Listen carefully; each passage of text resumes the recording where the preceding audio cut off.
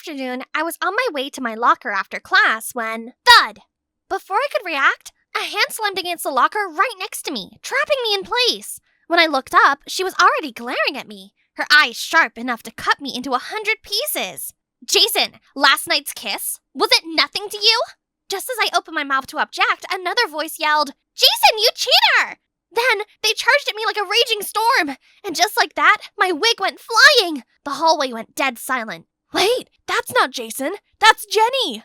Bet you're curious about the chaos, huh? So let's clear things up. I'm Jenny, and I have a twin brother, Jason. Our parents were just ordinary office workers, until one event changed everything. They built a YouTube channel, turned us into internet-famous kids, and made tons of money from it. At first, it was great, but over time, I gradually started to hate being famous. And I hated having to fake being cute for everyone. It was so exhausting. So I quit. And guess what? My parents instantly stopped caring about me and acted like Jason was the only child that mattered. They favored him so much that when they caught him faking sick to skip school, instead of punishing him, they forced me to cover for him.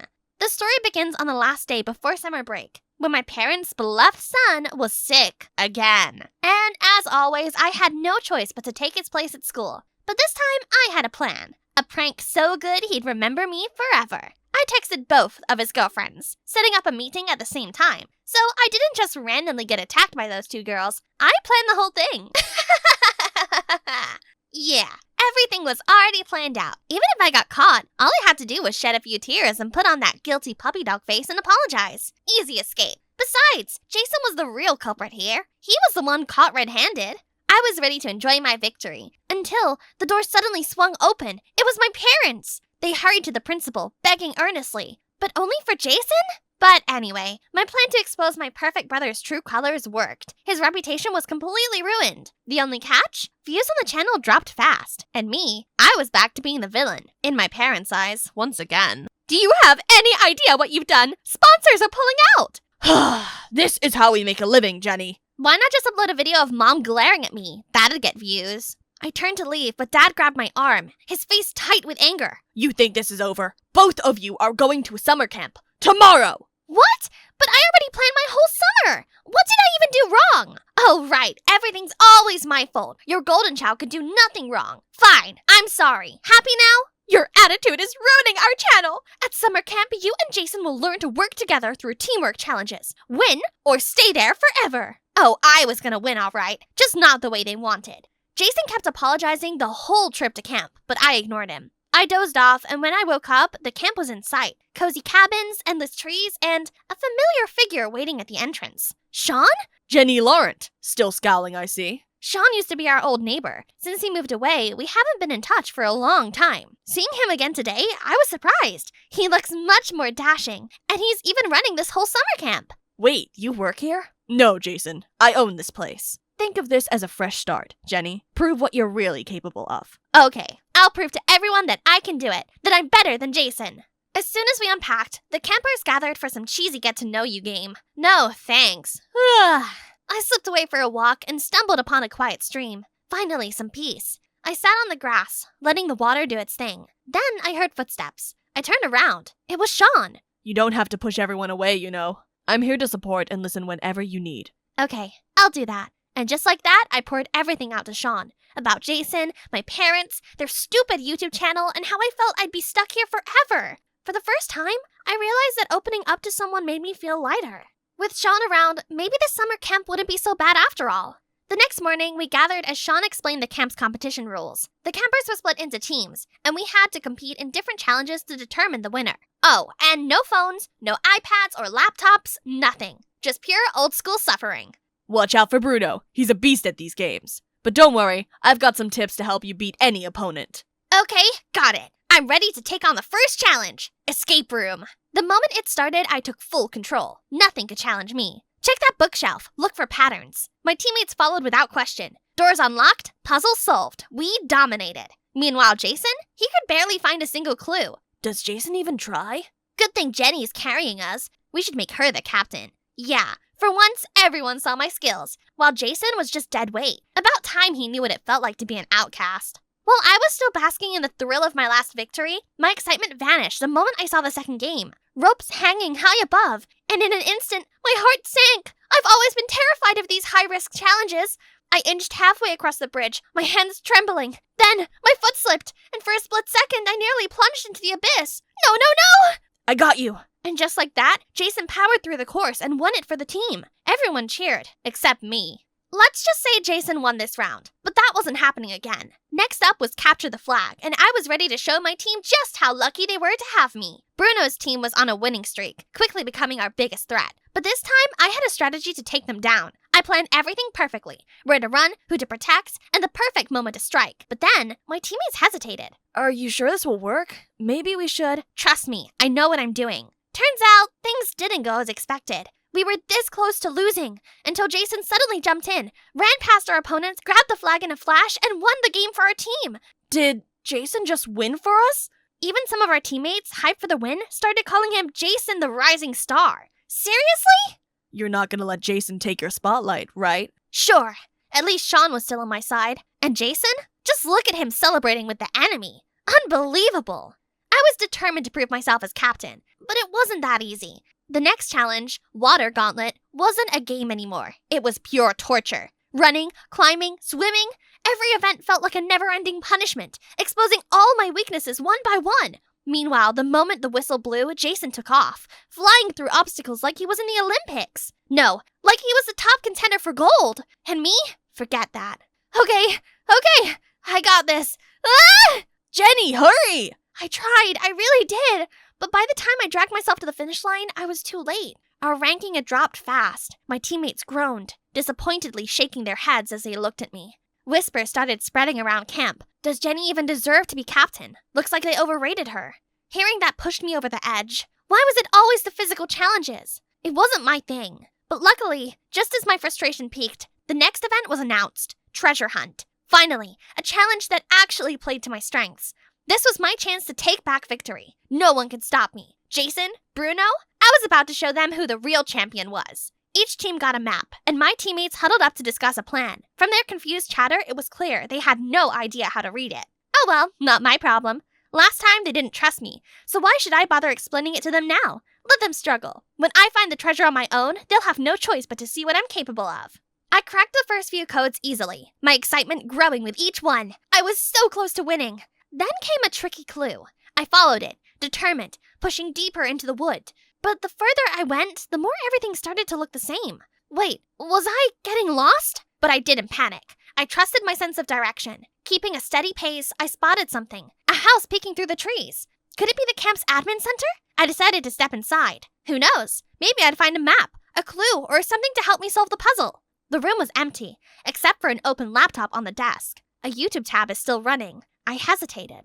Then a thought hit me. How was my parents' channel doing after the whole Jason incident? I clicked, and there it was.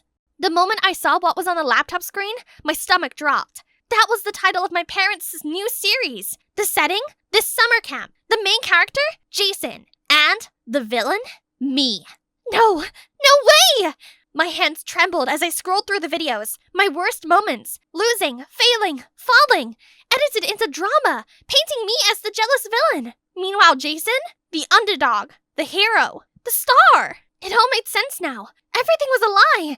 This was never about teamwork. It was all scripted from the very start. Every challenge, every argument, every humiliating moment, all of it had been scripted for their stupid show.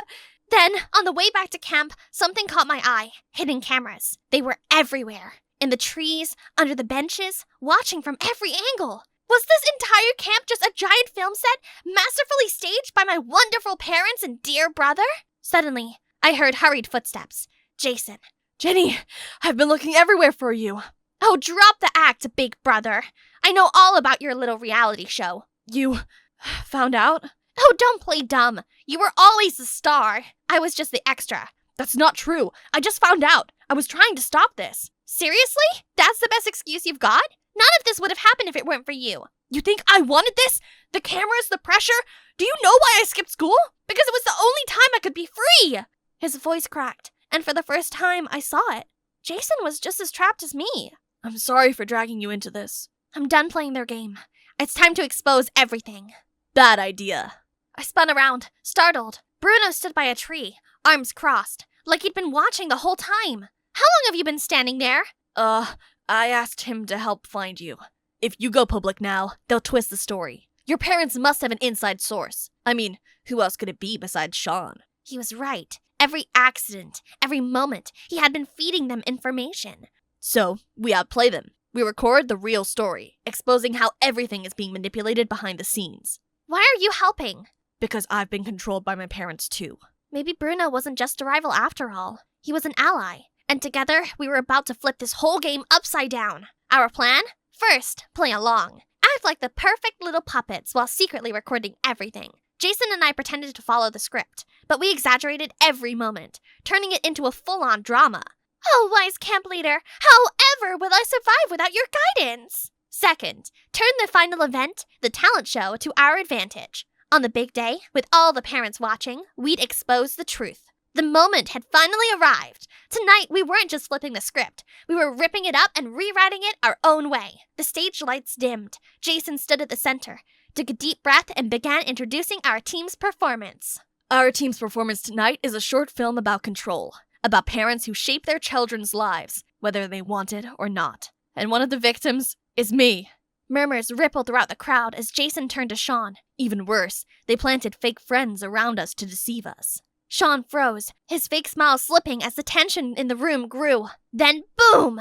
The screen behind us lit up, and just like that, the truth was out. First, our secret vlog played, showing clips of what really happened. Nothing like the fake, polished version people saw on YouTube. Then, the screen flashed with leaked messages. Text between Sean and our parents. Planned everything. What to say, what to do, and exactly how to trick us. And finally, the biggest bombshell of all, clear as day, Sean accepting money from our parents, caught on camera just before the show. This is fake! He lunged for the laptop, but was stopped by Bruno. Not that easy. Auditorium went from stunned silence to loud boos echoing everywhere. Parents looked furious. Students whispered and shook their heads. There was no saving Sean's summer camp now. And my parents? For once in my life, they had nothing to say. No excuses, no justifications for the mistakes they made. And for the first time, I didn't crave their explanations. But as Jason and I struggled with our bags, waiting by the camp entrance for our ride, I heard slow, deliberate footsteps approaching us. It was our parents. Jenny, Jason, can we talk? I turned to see Mom looking truly sorry. Dad, usually too proud to admit anything, hesitated before finally whispering, "We failed you." Then, they handed Jason a slip of paper, the login details to their YouTube channel. "The channel? It's yours now. Do whatever you want with it." I didn't forgive them. Not yet, but I saw the effort. It's too late to undo what's been done. But maybe one day we'll talk again. Without another word, I turned and walked away. Wait, what do you mean? You're not coming home? Not home. Not yet. Then where are you going? Anywhere but back. Relax. I'm kidding. I was planning a gap year anyway. I'll stay with Grandma and Grandpa, work random jobs, volunteer, then figure out my next move. Jason hesitated, then glanced at the paper in his hand. And the YouTube channel? You can have it. I'm done with all of this. I slung my bag over my shoulder, feeling lighter than I had in years. For the first time, I get to decide what happens next. No scripts, no expectations, just me, finally writing my own story. Hey, Jenny! I turned to see Bruno running to catch up, but there was no cocky smirk as usual, just his face, flushed red like a tomato. You know, I think we make a good team. Oh? So now you want to be on my team? Maybe I always did. Mind if I walk with you? For some ridiculous reason, my heart did a little flip. I scoffed, shaking it off. Yeah, whatever. We fell into step, walking side by side beneath the trees. Neither of us said a word, but the silence wasn't awkward. Still, I could feel my face getting warmer, and by the look on his face, I wasn't the only one. It's only 6 a.m., but Dad already woke me up. Hurry up, LaDonna. A huge storm's coming. Poor households await the city's plan for food and shelter. Oh, then what's the mayor's plan for my food? But Dad didn't listen and just drove away without letting me have breakfast. Well, I'm used to this anyway. A little backstory. We came from a long line of politicians. My grandpa, my uncles, all worked for the government. My dad actually broke with tradition and became a successful businessman. But I guess the apple really can't fall far from the tree. Last year, he took a sudden U-turn and moved back to his hometown to pursue a political career. And he was elected mayor. Since then, he had no time left for me. Not to mention the judgy eyes I had to face at school. You look fine. It's not you. It's your dad's new policy they're whispering about. Don't mind them, LaDonna. What do us kids know about politics anyway? Here they are, Kira and Troy, my only friends here. In fact, Troy's even in a similar situation. His mom is the chief of police, but he deals with it pretty well. Have you been to the White House? Does the key to the city really open anything? Can you tell your dad to ban homework? Seriously, how could Troy stay calm before these stupid questions? And even the teachers wouldn't leave me alone. They always put me in charge of things. Please, just because my dad has great leadership doesn't mean I do too, as if I wasn't already swamped with chores. Once the last bell rang, I rushed to the grocery store. Since Dad's always busy now, poor old me had to take up housework, and it's frozen meals all day, every day. But today he'd come home early for dinner, so I'm gonna throw a feast.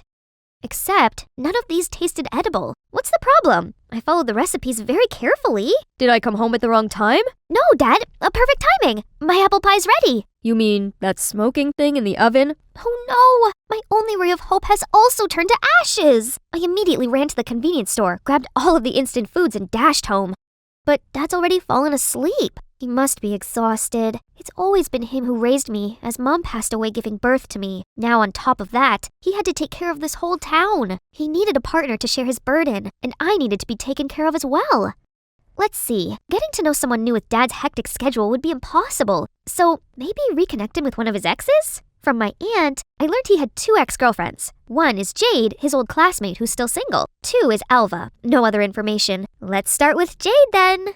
Next day, I immediately told Troy and Kira about my master plan. That's my Aunt Jade. No way! It's fated! Suddenly, a group rushed towards us, babbling about my uncle being appointed temporary Secretary of State. Jeez, chill guys! They kept flocking around, making me feel suffocated. Panicked, I ran away, and as I turned the corner, a hand pulled me back. Calm down. You're safe from that crazy crowd now. Thanks, but why did you help me? I've been in your position. I know what you're going through. Just like that, I found myself comfortably venting everything to her. It must be hard for your family of 2. That's why I'm finding him a wife.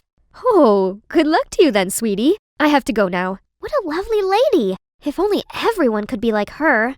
With Kira's help, setting up a date for Dad and Jade was a piece of cake. We both dragged them to the same restaurant, then cued some cliché matchmaking moments. Me and Kira quickly excused ourselves and monitored things from afar. They seemed to have a good time, but as we leaned closer... Huh? Inflation? Food security? Obesity epidemic? They'd been chatting about politics this whole time? Dad! That's exactly why you're single! On the way home, I constantly mentioned Jade, but Dad was nonchalant and switched the subject to his meeting instead. Ugh, another one in 30 minutes. I'll have to stay home alone tonight. As he dropped me off, he added, Find yourself a boyfriend first before trying to set me up. How annoying! I then called Kira to inform her that our matchmaking plan had failed, but it took her a while to accept it. You give up too soon. Is it 'cause you don't like my aunt? No, Kira, it's 'cause I know my dad. And if he said no, it's a no. Okay, now plan B. Alva. I did some digging and figured out the neighborhood where she lived. I'll go there tomorrow. So here I am now, completely lost. Except, isn't that the woman who helped me at school? I rushed over and thanked her for the other day, but she seemed a little off. After a lot of persuading, she finally told me the cause of her sorrow. A tragic love story. His family are all politicians, so they can't accept someone mediocre like me. I'm so sorry, but I'm sure you can find someone better. She shook her head, saying he'd recently moved back to town and was still single. That got her reminiscing about the good old days. But sadly, he's seeing someone else. Wait a sec. Is that a photo of you 2? May I see? She showed it to me. My thought exactly. That's my dad! So, you're Alva? Yes, but how do you know? Because you're my dad's ex. Just who I'm looking for. I shrieked in happiness, but strangely, she cried even harder, then hugged me. If that's your dad, then LaDonna, I'm not just his ex. I'm your mom. Hold up, what now? So, they were deeply in love despite my dad's family's disapproval. But when I was born, they got even angrier and kicked her out. Yet, this entire time, I thought my poor mom was no longer on this earth. Our reunion was cut short by Dad's call. I wanted to ask him everything ASAP, but Mom signaled me not to. Honey, don't tell Robert yet. Of course I look forward to our family's reunion, but I'm not ready to meet him. And perhaps neither is he. It'll be awkward for him and the woman he's seeing. No worries, Mom. There's nothing between them. The only woman for him is you. Having Mom beside me made my life so much better. She's a successful businesswoman, but still puts work aside to spend time with me. We went on picnics, shopping, watched movies together. And her cooking is the best. I devoured the grilled ribs in an instant. It's 1,000 times better than frozen food. When I'm around her, I can be myself without worrying about the public's eye. I wish I could skip class every day to stay home with Mom like this, but it's not that easy. At school, I excitedly told Kira and Troy all about my fun outings with Mom, but they looked rather uninterested. Whatever. Mom will pick me up later and we'll have a blast. Suddenly, buzzing talks from other tables cut off my thoughts. My cat eats faster than her. Indeed, our graceful princess. Guys, don't be fooled. She's in fact a delinquent who skips class all the time. Having a mare daddy is so lucky. If we did that, we'd be kicked out right away. Those mean girls always have something bad to say. I headed toward them to settle this once and for all, but my father's words echoed in my mind. LaDonna, everyone judges me by your behavior. Ugh, fine. They're right, LaDonna. You've been absent quite a lot lately. I just want to be around my mother. A good mom would never tell her daughter to skip class. Think about it. There must be a reason for your whole family to be against her. What do you know? They were the bad guys who unreasonably looked down on her. Then why did your dad keep in touch with my aunt, but cut ties with her? So, Kira was still annoyed that my dad and her aunt didn't become a thing?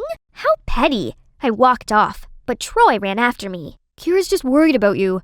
Also, you're living in the same town as your mom now. You'll have lots of time with her, so don't play truant again, okay? Here, I've marked the important parts we learned during your absence. Troy has always been gentle to me. He's right. I have tons of time for Mom, but we can't keep sneaking around like this. My parents should reunite soon. I remembered the story of how my mom first met Dad and got an idea.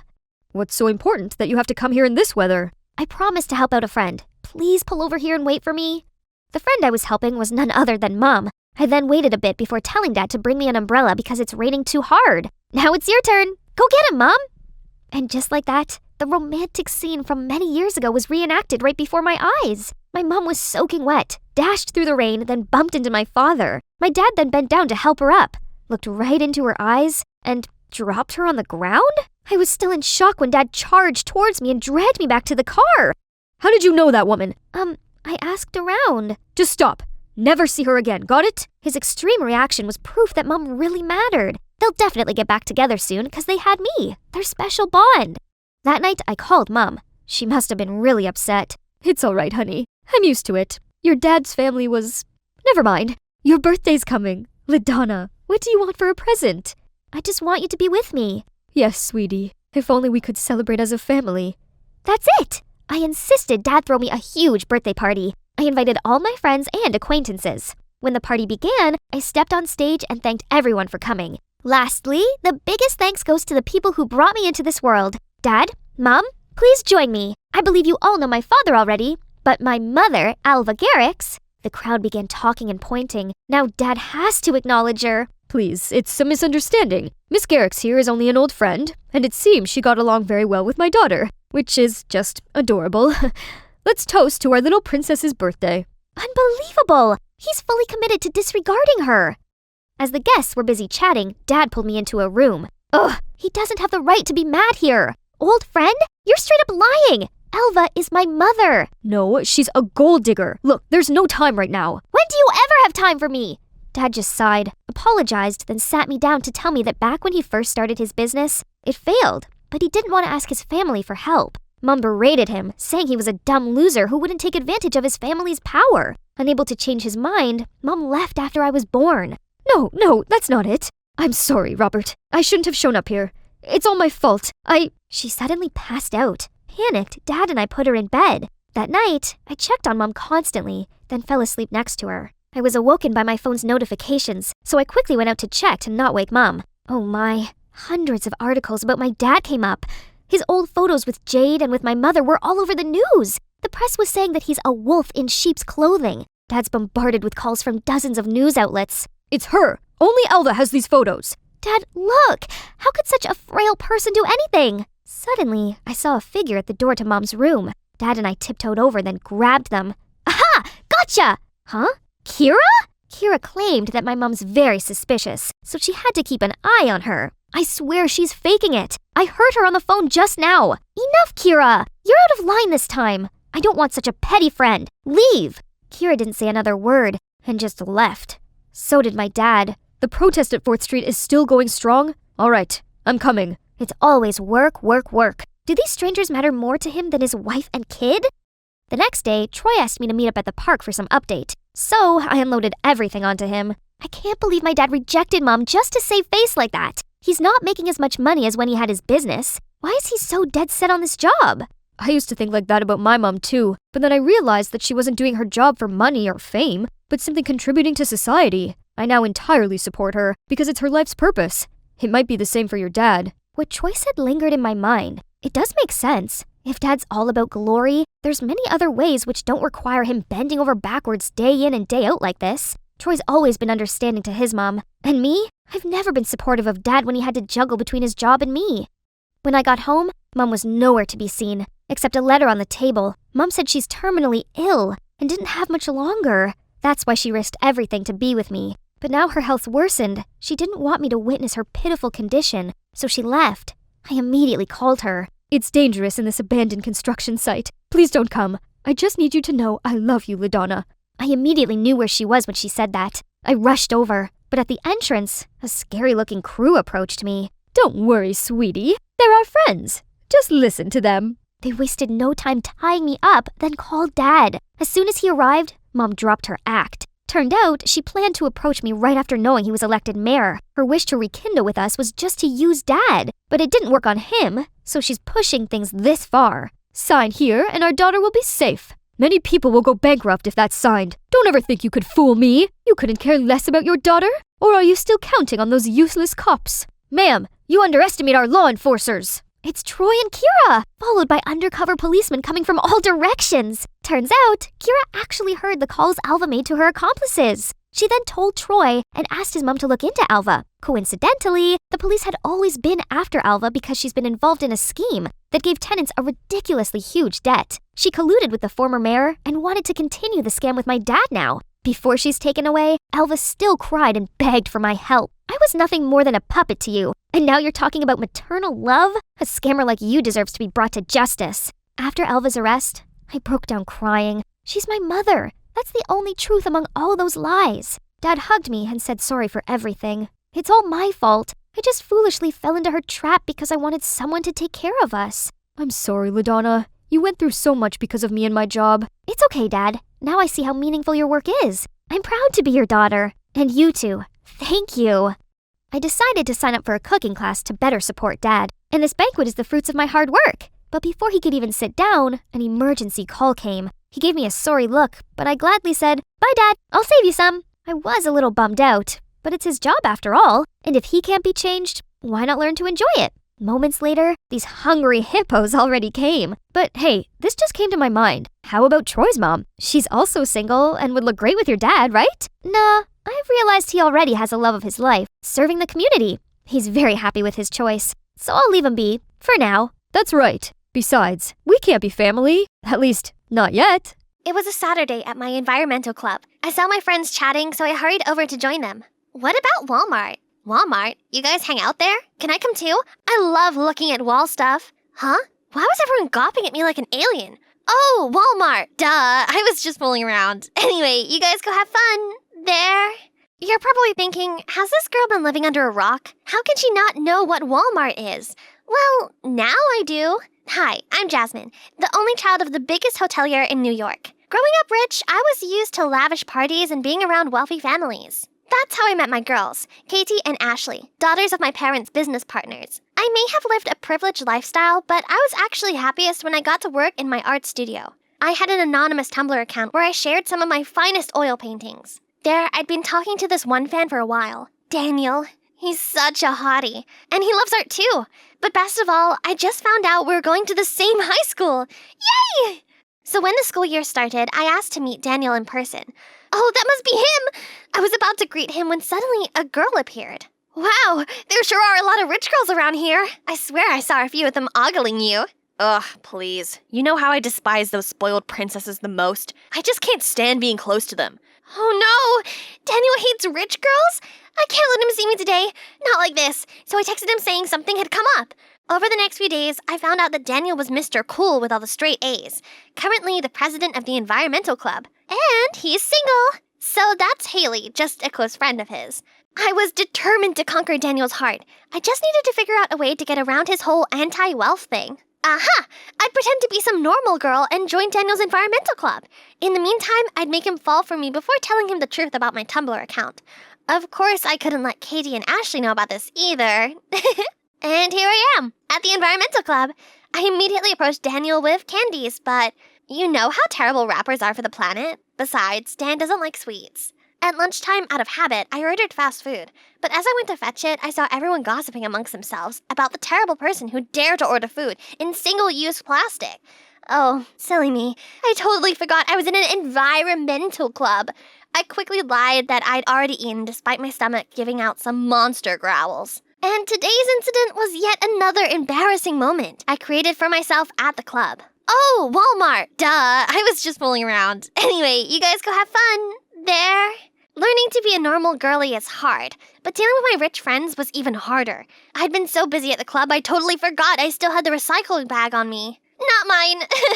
Another time, I nearly got caught while trying to raise funds with other clubmates. I ended up hiding in the restroom for an hour straight. But all the suffering was worth it, as I got to hang around with Daniel. Daniel, I got this for you. Oh, this is for me? You're a great painter, aren't you? Thanks. By the way, meet Andy. He's in the Eco Bus Stop Poster Design Group, and you're gonna work with him from now on. Not like a rich kid like him needs the bus. Andy, what are you doing here? I could say the same about you. My dad just married Daniel's mom, so I'm here to support my new stepbrother. Ooh, so Andy, whom I met through fancy parties with our parents in the past, was in Daniel's inner circle. This was wonderful news! So I confided in him all about my plan to get with Daniel. So, any chance you could help a girl out? Sure. I've always wanted Daniel to have a girlfriend anyway. He seriously needs to chill out a bit.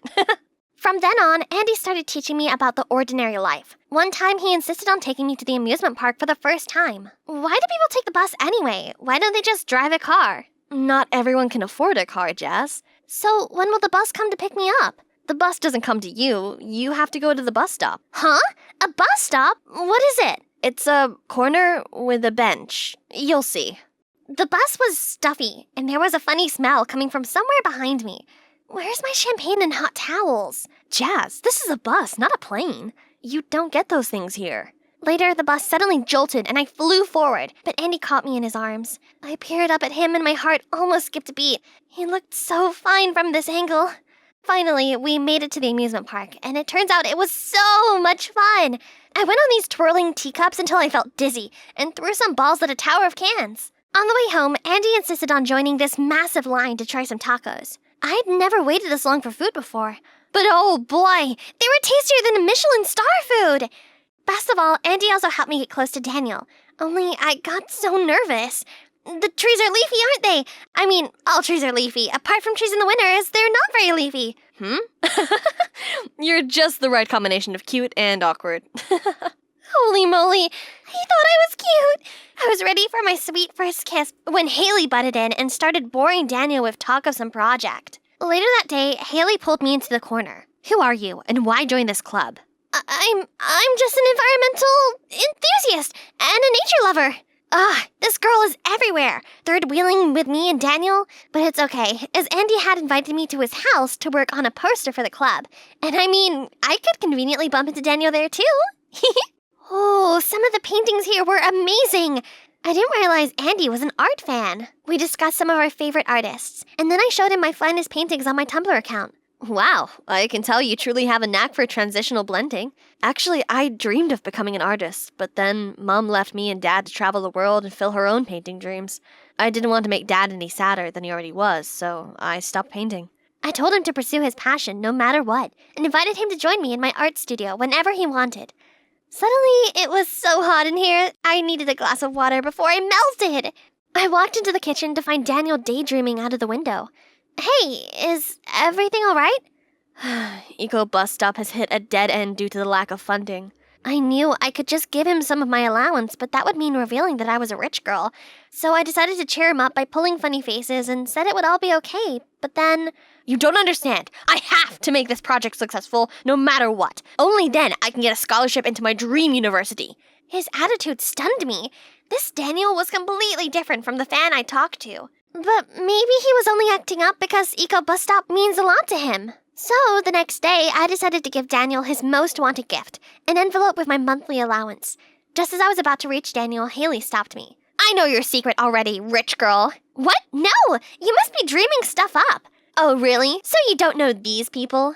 Aren't they the troublemakers from the rich kid clique? Yeah, they are. Why would I be friends with those spoiled brats? Spoiled brats? Jazz, how could you say that? Your whole Save the Trees act didn't work on me. You were acting fake from the start, so I followed you and saw you with your rich friends at the luxury outlet. That's correct. Jasmine Father owns more hotels than your dumb club members' houses combined. I don't know what she's doing here. Next thing I knew, Daniel walked off without saying a word, so I ran after him. I knew it so well that rich people like you ain't no good. You could have funded the project, or at least helped me ask your father for a loan, but you did nothing. You disgust me. I only did it because I like you! Right then, Katie and Ashley caught me up. I'm sorry for what I said earlier, girls. It was my fault. I shouldn't have said such nasty things about you guys. I didn't think a noble lady like you would ever lower yourself for a pity boy like him. If you want back in the clique, then cut ties with your low-rent friends. Maybe my club friends were right. We've been so shallow and materialistic. We should change, not them. You! How dare you, Jasmine! Jasmine! So, Daniel didn't want to see my face while Katie kicked me out of the group. For 1 week straight, I shut myself in my room. It was awful, but it did give me time to think more clearly and come to realize I should stop chasing Daniel. Instead, I want to be more active at the environmental club as I truly love contributing to the greater good. So, the next morning, I went to the beach cleanup with the club. Everyone looked so shocked to see me, especially Andy. You're back. I'm so glad you came. How have you been? Then we chatted happily while cleaning up the trash with everyone. Only Daniel and Haley were visibly annoyed, but I just couldn't care less. From then on, I was busy helping prepare for the Shark Tank show to raise capital for EcoBus Stop. One day, Daniel approached me and apologized for overreacting that day. He went on to explain that his mom's been labeled a gold digger ever since she married Andy's dad. He wanted to show that, unlike Andy, who had been born into privilege, he didn't need money, and that he could get a scholarship into his dream college through EcoBus Stop. Hearing this, I softened and forgave him. After that, we became friends again, and I think he was flirting with me. Hey, Jazz, you look nice today. You've got such beautiful eyes. But for some reason, every time I was with him, all I thought about was Andy. Time passed by, then came the Shark Tank qualifying round. The whole club nervously watched Daniel present the project. And guess what? Our project was selected for the final round. Right after that, Daniel followed me outside. Jasmine, will you be my girlfriend? I was so confused that I mindlessly nodded, but somehow I didn't feel happy at all. On my first date with Daniel, I found my mind wandering back to Andy. Worse still, I felt like he was avoiding me. A few days later, I threw my 16th birthday. All my friends from the environmental club were there, except for Andy. Later, Daniel went on stage. Hey everyone, I prepared this special song for my girlfriend Jasmine. You say you're sorry, but it's too late now. So save it, get gone, shut up. 'Cause if you think I care about you now, girl, I don't give a fudge. Next thing I knew, everyone was gasping and giving me pitiful looks. So this is for you, Jasmine, you useless, rich, spoiled little brat. Happy birthday, you're dumped. I froze, but tried to pull myself together. Yes, I'm rich, but never useless and spoiled. People are more than just their social class, you know. Suddenly, I saw a fist flying through the air. It was Andy punching Daniel. You jerk, you'll pay for this. Then he leads me away. Andy sat me down on a bench, and I just couldn't stop my tears. Stop crying already. He doesn't deserve you. He never did. But I couldn't deal with this right now, so I turned and ran off without uttering a word. After crying myself to sleep that night, I knew the next day I had to be tough, so I returned to the club to get my stuff. Hey, I'm sorry about what happened last night. I never thought he could do such terrible things to you. And I'm sorry for being harsh on you this whole time. I know now that was wrong of me. It's okay. I guess it was just my fault from the start. I ignored the fact that we were incompatible just because he was my fan. Daniel is your fan? Yeah, from my Min Arts account on Tumblr. Oh God, that's you? I'm the fan, not Daniel. Oh, that makes sense. I guess I misunderstood everything all along. But why is there a photo and info of Daniel? Haley admitted to having a crush on Daniel. But now that I see his true colors, he's just not worth it anymore, you know? I'm gonna leave this club too. It's Daniel who needs to leave. Just wait and see. Despite still being in a mood, I showed up to Shark Tank's final round to see the project I contributed to. And yes, our EcoBus Stop project finally got the funding approval. When suddenly, I'll invest in the project, but I don't want Daniel as my partner. I want it to be Haley, as she's the real mastermind behind this. all the club members shouted in union to support Haley and boo at Daniel. What about our deal? You said your father would invest in my project if I dumped Jasmine publicly. I don't know either. Maybe it's because you really suck. Moments later, Katie's father got between them. Fortunately, Andy filled me in on Haley's contribution to the project. Otherwise, I would have made a terrible mistake by funding an opportunist instead. As for you, Katie, how could you do that to a friend? You will receive your punishment at home. After the show ended, I went for a walk with Andy. So, this was your plan all along, huh? Daniel went too far this time. I need to teach him a lesson, and... Jazz, I've liked you since we first started hanging out, but I stupidly agreed to help you get with Daniel. This is so sudden. I don't know, Andy. I promise to take care of you from now on. Please give me a chance. Andy, actually, I like you too, but my stupid self kept telling me to pursue Daniel, and all this time I've been thinking about you a lot, but I just need some time. That's all I need to know. Hello there, my name is Hope, and my life just became fabulous. My parents are from India, and they moved here when my mom was pregnant with me. Things were tough when I was a baby, but when I turned 7, everything changed. My father invented this super cool app that lets you detect diseases from your phone, so we became rich and moved to Beverly Hills. Kana, look, that mansion over there belongs to Rihanna. Oh my god! Rihanna is my neighbor for real? Eek! Man, Beverly Hills was paradise. But there was one little problem. I had no friends. We moved during the summer, so I had to wait 3 months to meet the kids at my new school. I was bored out of my mind in our mighty mansion. One day, I decided to go to the playground. There were so many kids playing and having fun. I tried to approach some of them, but they paid me no mind. So I decided to watch them instead from the top of the jungle gym. Hey, you there! Me? Duh! Who else is flipping around like a monkey up there? Are you new? We're playing princesses! Come and play with us! Yes! I jumped down so fast I almost hurt myself. But that was how I met Meg and Becky. I was shocked to find out that Becky was my neighbor. Our houses were right next to each other, and I could literally talk to her from my balcony. Meg, on the other hand, lived at the end of the street, so we decided to meet up every afternoon and play till the sunset. Then school finally started, and we were an iconic trio. Becky was the prettiest girl, with blonde hair and teeth so perfect she didn't need braces. Meg was the cheeky, sporty one, a soccer prodigy, in her words, while I was the mysterious new girl, who was friends with 2 of the most popular girls in school. And things stayed great as we entered high school together. I was no longer the mysterious new girl. Popularity wasn't my thing anyway. I was just glad I found my place in the tech club. Hey, Hope! Meg's asking us to go to the mall this afternoon. You coming? Oh, I can't. My family's celebrating Diwali today. Diwali? That sounds exciting. Can I come?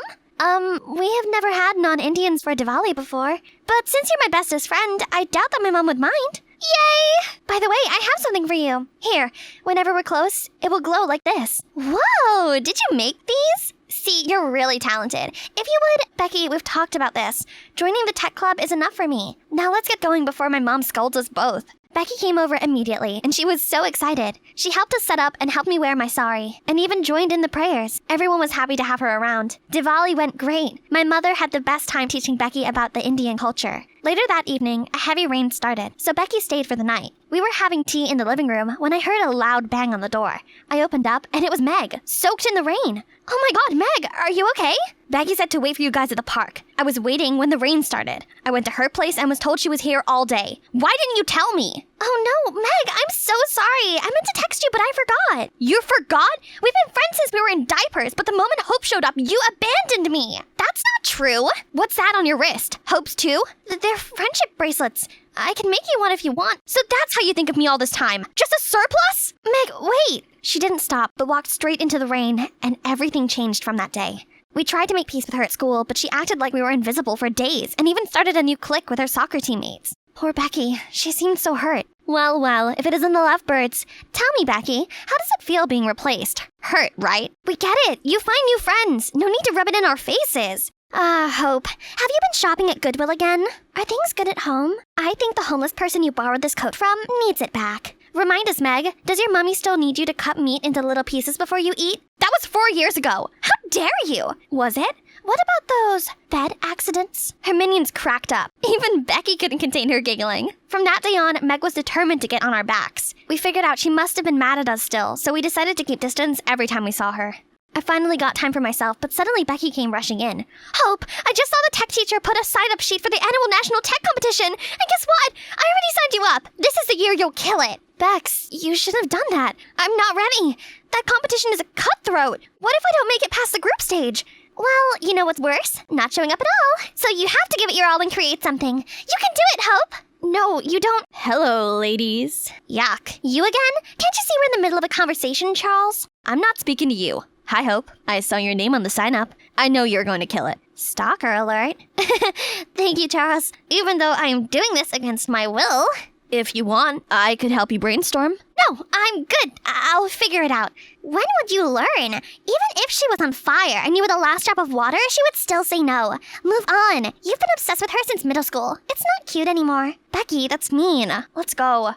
Becky later apologized to me and said she only wanted to help. Besides, the winner gets the prize of a whopping $80,000. I bawled my eyes out at the amount of zeros. That's it. I decided to give it my all for this one. I was working all night on designs, which made me so tired and cranky at school. But so far, I had nothing. One day, I overslept and was so late to school. I was running to catch the end of first period when I felt an arm grab me. Hey, are you okay? You look exhausted. I'm fine. Stop following me around, Charles. No, I don't want to hang out with you. No, I don't like you. Please leave me alone. Just then, the bell rang, so the hallway was filled with students, and they all heard what I said. Everyone was laughing at Charles. Tell him, bestie. We don't like you, Charles. Scram! I was about to apologize when he walked away in shame. Maybe it was for the best? I was getting tired of rejecting him every day. I had too much to work on. I had an idea for an app and knew that my family depended on it. In no time, I stopped worrying and started feeling confident. My app was indeed a masterpiece. One day at recess, I was in the bathroom stall when I heard the most disturbing things. Did you hear the thing about Hope? I heard that her father's app is a failure now, and that they're so poor they might have to live in trailers soon. Yeah, I heard it. Who would have thought that high and mighty Hope used to live in a trailer? How tragic. My head was spinning. My family problems were a secret. Who could have told them? That witch Meg? There's no way she would have known. Then it hit me. It was Becky. She was the one coming to my house all the time. That's why she enrolled me into this competition for the money. She knew. I could feel the anger boiling in me as I moved to find her. I saw her by the bleachers, sitting alone. Great. Becky, how could you? Before I could finish my sentence, a slap landed on my face. It stung so bad that I couldn't see. Don't ever come close to me again! Don't ever say my name! I don't ever want to see you again! What are you talking about? Ugh, I'm the one who should say that! You're seriously playing the victim after insulting me? She ripped her friendship bracelet off, threw it at me, and stormed off. The whole school watched as I stood in confusion. What the heck just happened? I tried to reach out to Becky, but it was impossible. She'd cut me off. Was that how little she thought of our friendship? The next few days at school, everything started to make sense. Becky had a new best friend, and it was none other than Meg. I was so upset watching them at school, while I sat alone every day. Later that day, I was in gym class when the witch approached me. Looks like you're flying solo now. Jesus, gloat all you want. I'm out. What's with that attitude? You usually have a sharper tongue. Cut your nonsense. I know you did this. You were so jealous of our friendship that you just had to destroy it. What? It wasn't me. Have you seen the video?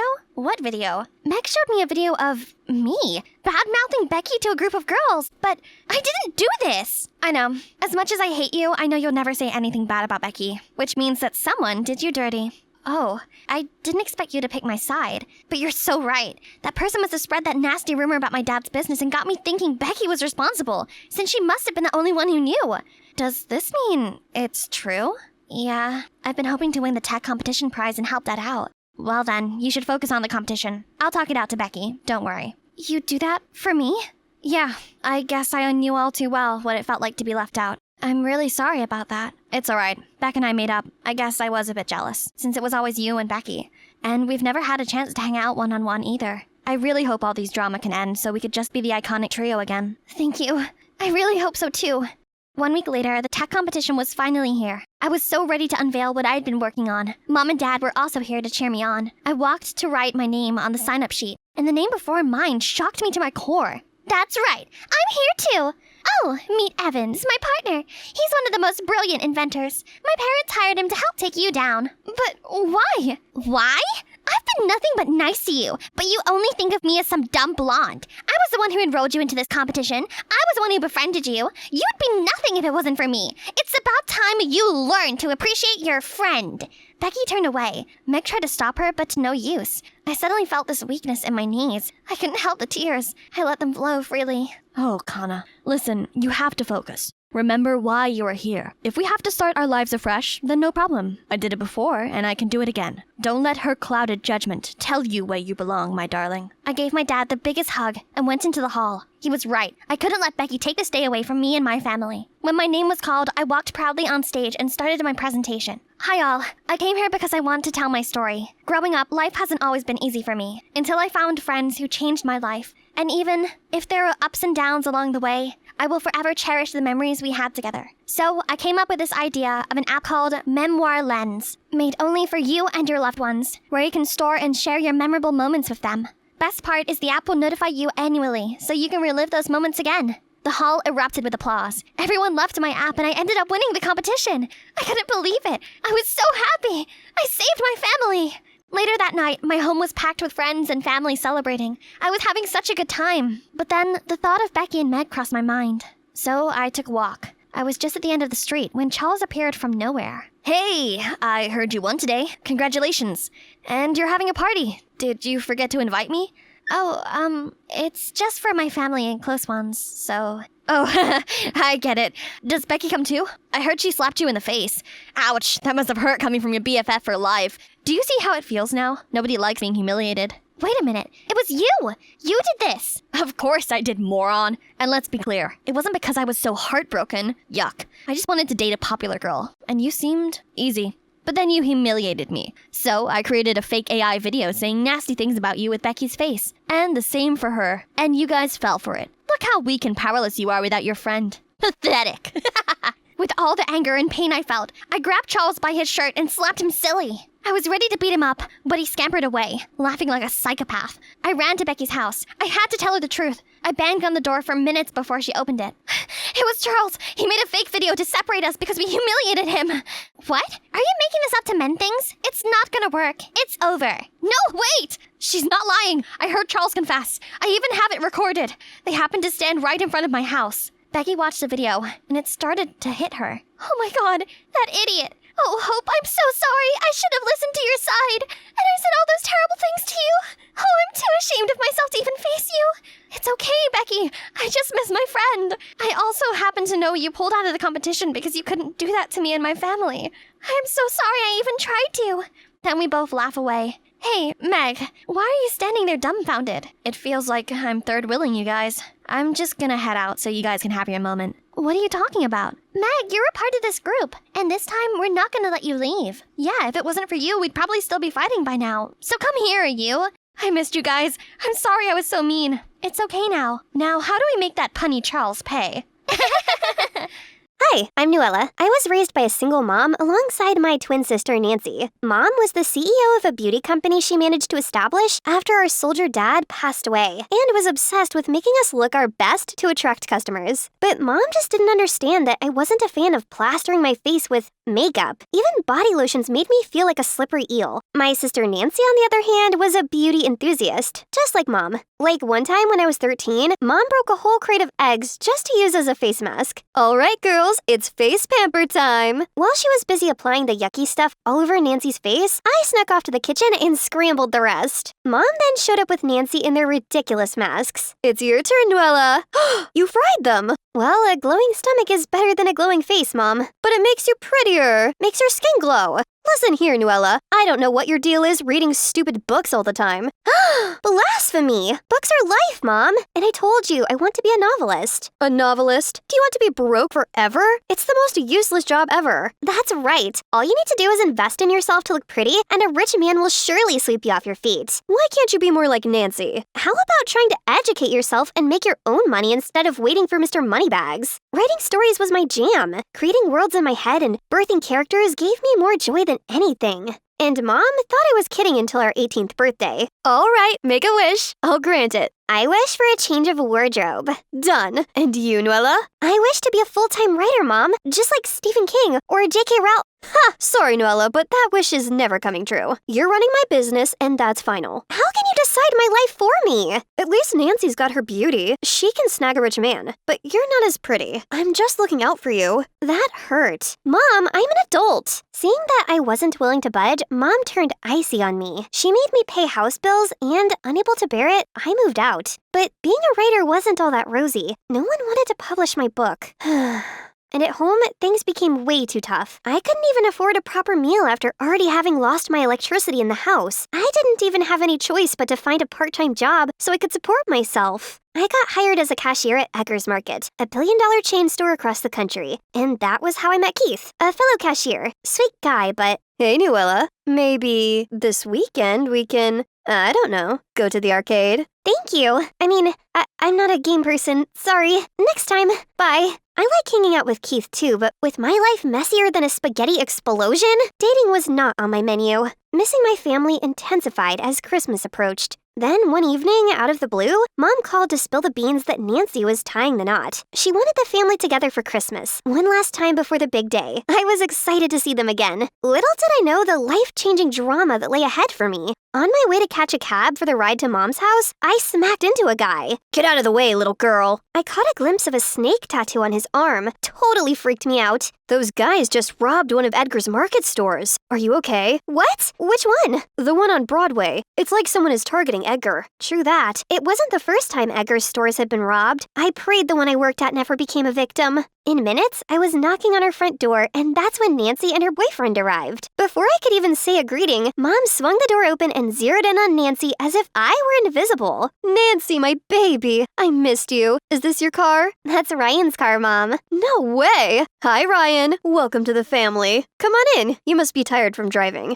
Mom hadn't even acknowledged my presence. Once inside, I forced aside the small jab of jealousy to catch up with Nancy. Nancy, you look good. Thanks. How about you? Are you Stephen King or something now? I hope it's something bigger than the family's business. Well, I got a well-paying job at Panda Publishing Company. What? That's like one of the biggest publishing companies in the States. Why didn't you tell me when I called? It's a Christmas surprise. Oh, Nuella, I'm so happy. I got this for you, Mom. Can we go eat? I'm hungry. Okay, don't judge me for lying. Nancy was practically oppressing me with her achievements. While we were having lunch, Mom began asking Ryan questions like he was in a job interview. So, Nancy says you come from a really big family? Yeah, my dad is Edgar. You know, the CEO of Edgar's Market. At that bombshell, my mouth rejected the food in it. Nuella, are you okay? Drink water, quick. I'm okay, Mom. Goodness gracious. Ryan was the CEO's son, the big boss of the company I worked at? He doesn't seem to recognize me, though. It makes sense because we've never crossed paths because my department was in the basement of the organizational hierarchy. But now how could I go to work with him under the same roof without getting busted? I spent most of that night thinking of a solution. And before morning, I had a master plan in place. And the plan first started with Keith, ringing our doorbell. Hello, is Lady Nuella in? I'm Keith, her chauffeur. Chauffeur? Oh, I see you met my driver. Just one of the many perks working at Panda Publishing. See ya. As soon as we left the house, I changed into my work clothes. Keith, you're a lifesaver. What's with all this drama? What's wrong with telling them you're a cashier? You won't understand. I can't let Nancy have the upper hand all the time. She has everything going well in her life, and I have nothing. You have me, Nuella. Do you want to get a coffee quick? Sure. That same day, we were busy at work when Ryan strolled in acting all bossy to everyone. Quick, Keith, cover me. What's going on? It's just the CEO's son. He's the one Nancy is dating. If he spots me, he'll blow my cover. Are you sure he's dating Nancy? Because he's with our manager right now. Ryan was two-timing my sister with our manager? I peered over the counter, and that's when I saw Ryan cornering Katie the blondie. I approached the shelf where Ryan was, pretending to rearrange while eavesdropping. Starlight in, 8 p.m. Don't be late, handsome. So this guy was three-timing my sister, the manager, and Katie? I was so shocked I almost busted my cover, but I escaped before I could be seen. I rushed home to tell Nancy. Nancy, Ryan is a womanizer. I saw him with a girl. You saw him? Where? How? Are you stalking my fiancé? No, Shoot, I couldn't tell her I worked for his family's company. I heard people say bad stuff about him, you know? Really bad stuff. Listening to rumors, are we? You should know better than that. I bet her jealousy didn't let her think straight. Instead of being happy for me, you're busy snooping around desperate for dirt on my fiancé. Really, Nuella? If I knew you would ruin the spirit of Christmas for all of us, I wouldn't have invited you. Apologize now. No way! He's a snake. I swear, Keep your mouth shut. If you continue with any of this nonsense, you'd better pack your things out of here. Now get out. It was like the floor was torn from beneath me. I felt rejected, and then Ryan came and showed me my work ID. How did you get it? So, you work at Edgar's store? What happened to Panda Publishing? None of your business! Get out! You have some guts calling me out when you're such a faker yourself. Pull that stunt again, and I'm telling everyone that you're just a lowly cashier. Chuckling evilly, Ryan walks off. Trapped and trying to ease the tension, I apologized to Ryan and Nancy, giving Ryan the benefit of the doubt. But that night, he threw my doubts back at my face while I was washing dishes. Look, I know why you're so frowny. I apologized. Now get off of me. But you got the hots for me, huh? If it eases your vibe, I'm into you too. You're so unique. Let's go out. Nancy won't know. I resisted the urge to smack him with a pot. It was official. He was a scumbag, and Nancy needed to know. So I decided to play along. Perhaps I could implicate him and show Nancy evidence of his evilness. Oh, Ryan, how did you know? Since I set my eyes on you, I've been dreaming about us. Then let's go out tomorrow night. I'll text you the address. Bingo. And that's how I found myself dressing up for a date after work the next day. Whoa, you look dashing. Where are you off to? Keith's compliment had butterflies fluttering in my stomach. For the first time in a while, I felt beautiful. Thanks. I'm going out. Out? Like a date? Yes, with Ryan. Let me explain. I told Keith everything I planned, but nothing I said made sense to him. This is risky. What if Ryan wants to hurt you? I'll be fine and ready to take that jerk down. I got to the restaurant early, but I spotted Ryan with the guy I recognized as one of Edgar's store robbers. Same build, same snake tattoo. Intrigued and concerned, I discreetly approached, phone recorder ready. Tell the boys. We hit the one on New City Street tonight. That old man Edgar dared to mess with me. Let's see how he likes his stores rated. Yes, boss. We'll be ready. Ryan hired these gangsters to rob his own stores? This guy's a psychopath. Nuella, baby, you look great. Unlike Keith, Ryan's compliment made my skin crawl, and his hug made my stomach churn. You're robbing your father's store? Was that also your doings, having the store on Broadway robbed the other day? It's my future store. Consider it taking an advanced paycheck. You won't tell. You know what's at stake. Too bad for you. Right now, I think my sister's safety is more important than my pride. Ryan tried to grab me, but I bit his arm and ran away, leaving him cradling it in pain. I raced home to spill the beans about Ryan. Nancy, Ryan is... But I was greeted by a hot slap. That's for trying to steal my man. What? I wasn't... My friend saw you at a restaurant with him. I was just faking it. You know what else? I called Panda Publishing today, but they said there was no one by the name Nuella working there. Turned out you're working at a store as a cashier? Yes, I did, and I'm really sorry. But look, Ryan is dangerous. He works with a gang that robs his father's stores. How can we trust you? If you can lie about your job, you could lie about anything else too. Why do you keep disappointing me? Their palpable disappointment felt like the world crashed on my shoulders. There was only one person left to turn to. I'm going to meet his dad to expose him. I have a recording of him admitting the crime. He will regret messing with me. I'm not sure that's a good idea since he knows you know. Let's think of something less dangerous. I'll grab you something to calm down, okay? While he went to fetch me the calming thing, I couldn't wait, so I sneaked out and headed straight to Edgar's headquarters. Hello, I would like to meet the CEO of Edgar. It's urgent. Someone is planning to rob his store. I have evidence. Evidence, huh? Come with me. The security guard led me to an elevator. Then we stopped in front of a room. Boss, someone's here to see the CEO for the robbery of the stores. She has evidence. The door opened, and instead of Ryan's dad, I was looking at Ryan?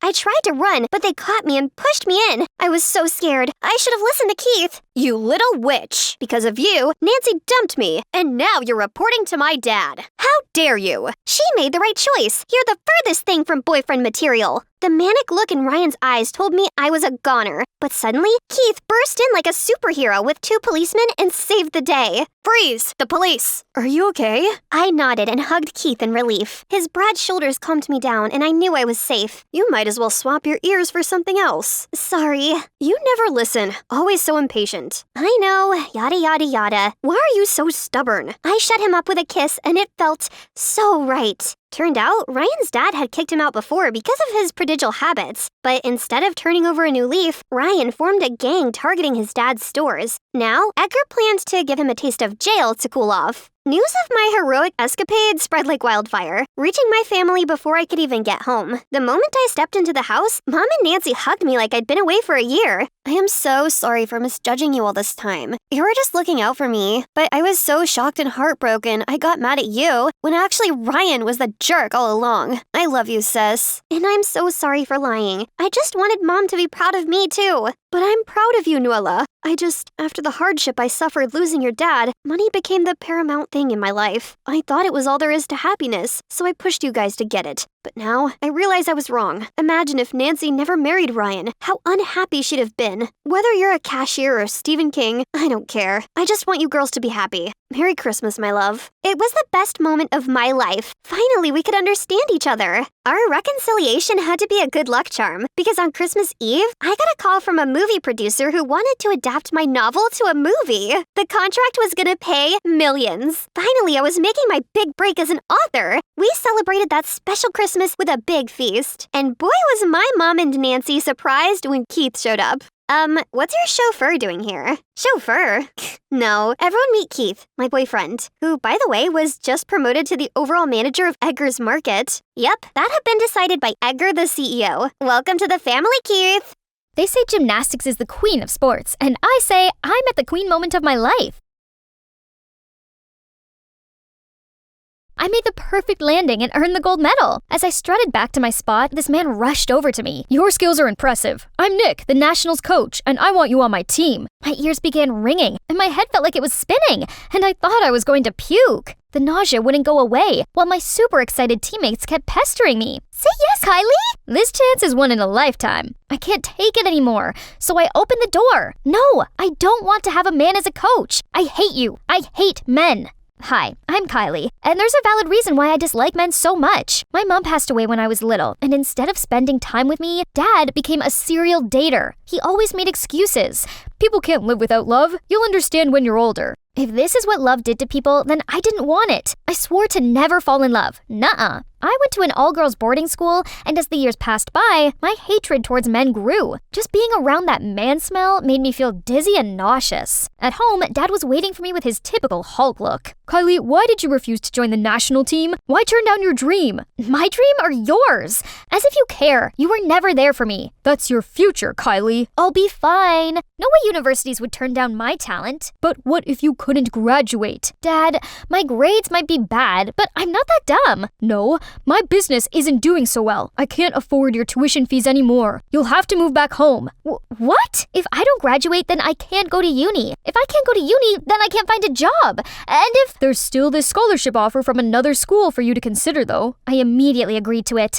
I couldn't sit here watching Dad flush away my dreams with his incompetence. Yeah, a new environment might be a bit challenging, but I'm a tough girl. I can do this. Only the next day, Dad dropped me off at a fortress-like building that was, apparently, my new school. And to add more to the problem, standing there to greet me was a boy. Ugh! Now I officially had bad vibes about this place. I reluctantly followed him to the vice principal's office, and I had to sit there with my mouth covered. He pushed a form towards me. You don't look so well. Just let's get this done quickly. Please sign here. Then the vice principal reached out for a handshake. Welcome to St. John's All Boys High School. Sorry?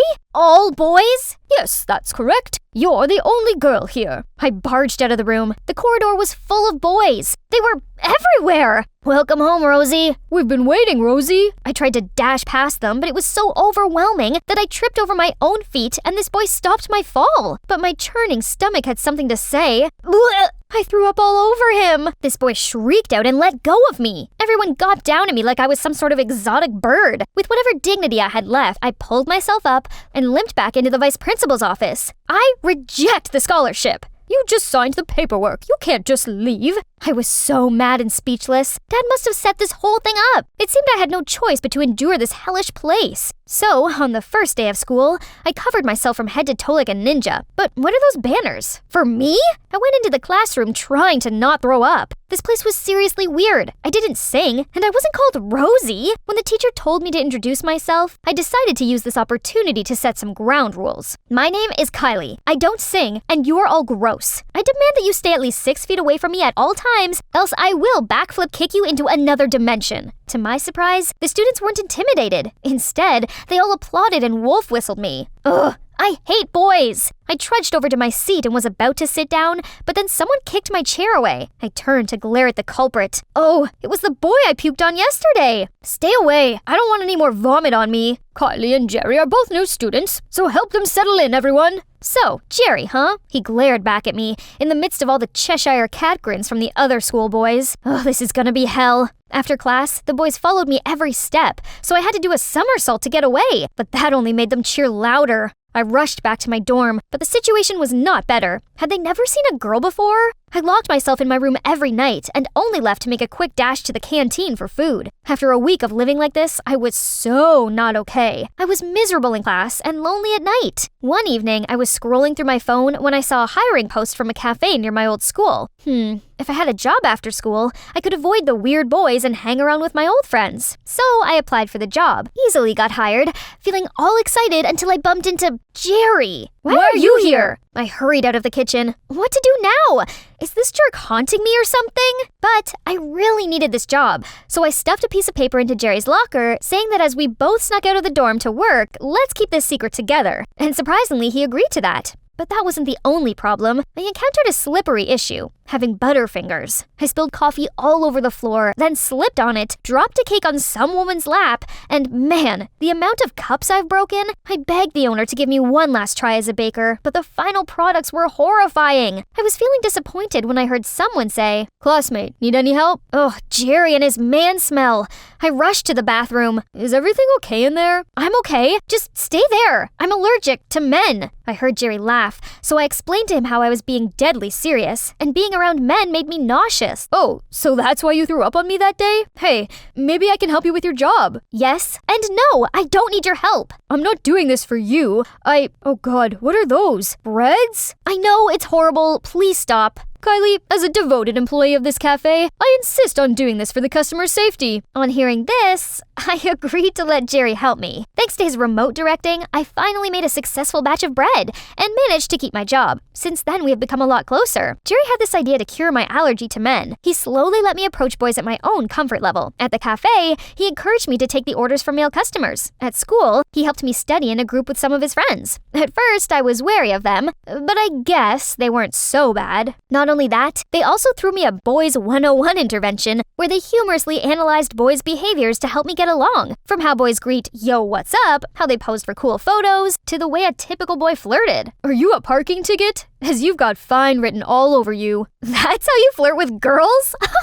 Hilarious! You don't like it? But what if I tell you I was being serious? I like you, Kylie. I immediately covered my mouth, but not because I felt nauseous. What should I do? Say yes, or... Suddenly my phone rang. It was Dad. How's school, sweetie? Got a boyfriend yet? That's all he cared about? Right. That reminded me that all this was just Dad's setup and I can't give him what he wants. No boyfriend! I yelled, then hung up. I turned around to tell Jerry to stop joking around, but the boys were already pinning him to the ground. How dare you flirt with Rosie? She's mine, not yours. Stop! I grabbed a magazine and declared, I'll never date any of you, ever, because this is my type. Now, get out! But the next morning, I arrived in class to see all of the schoolboys in wigs and dresses. They mobbed me, and thank God, Jerry dragged me out of there just in time. Don't you find them odd? They became extremely competitive around me and kept on calling me Rosie.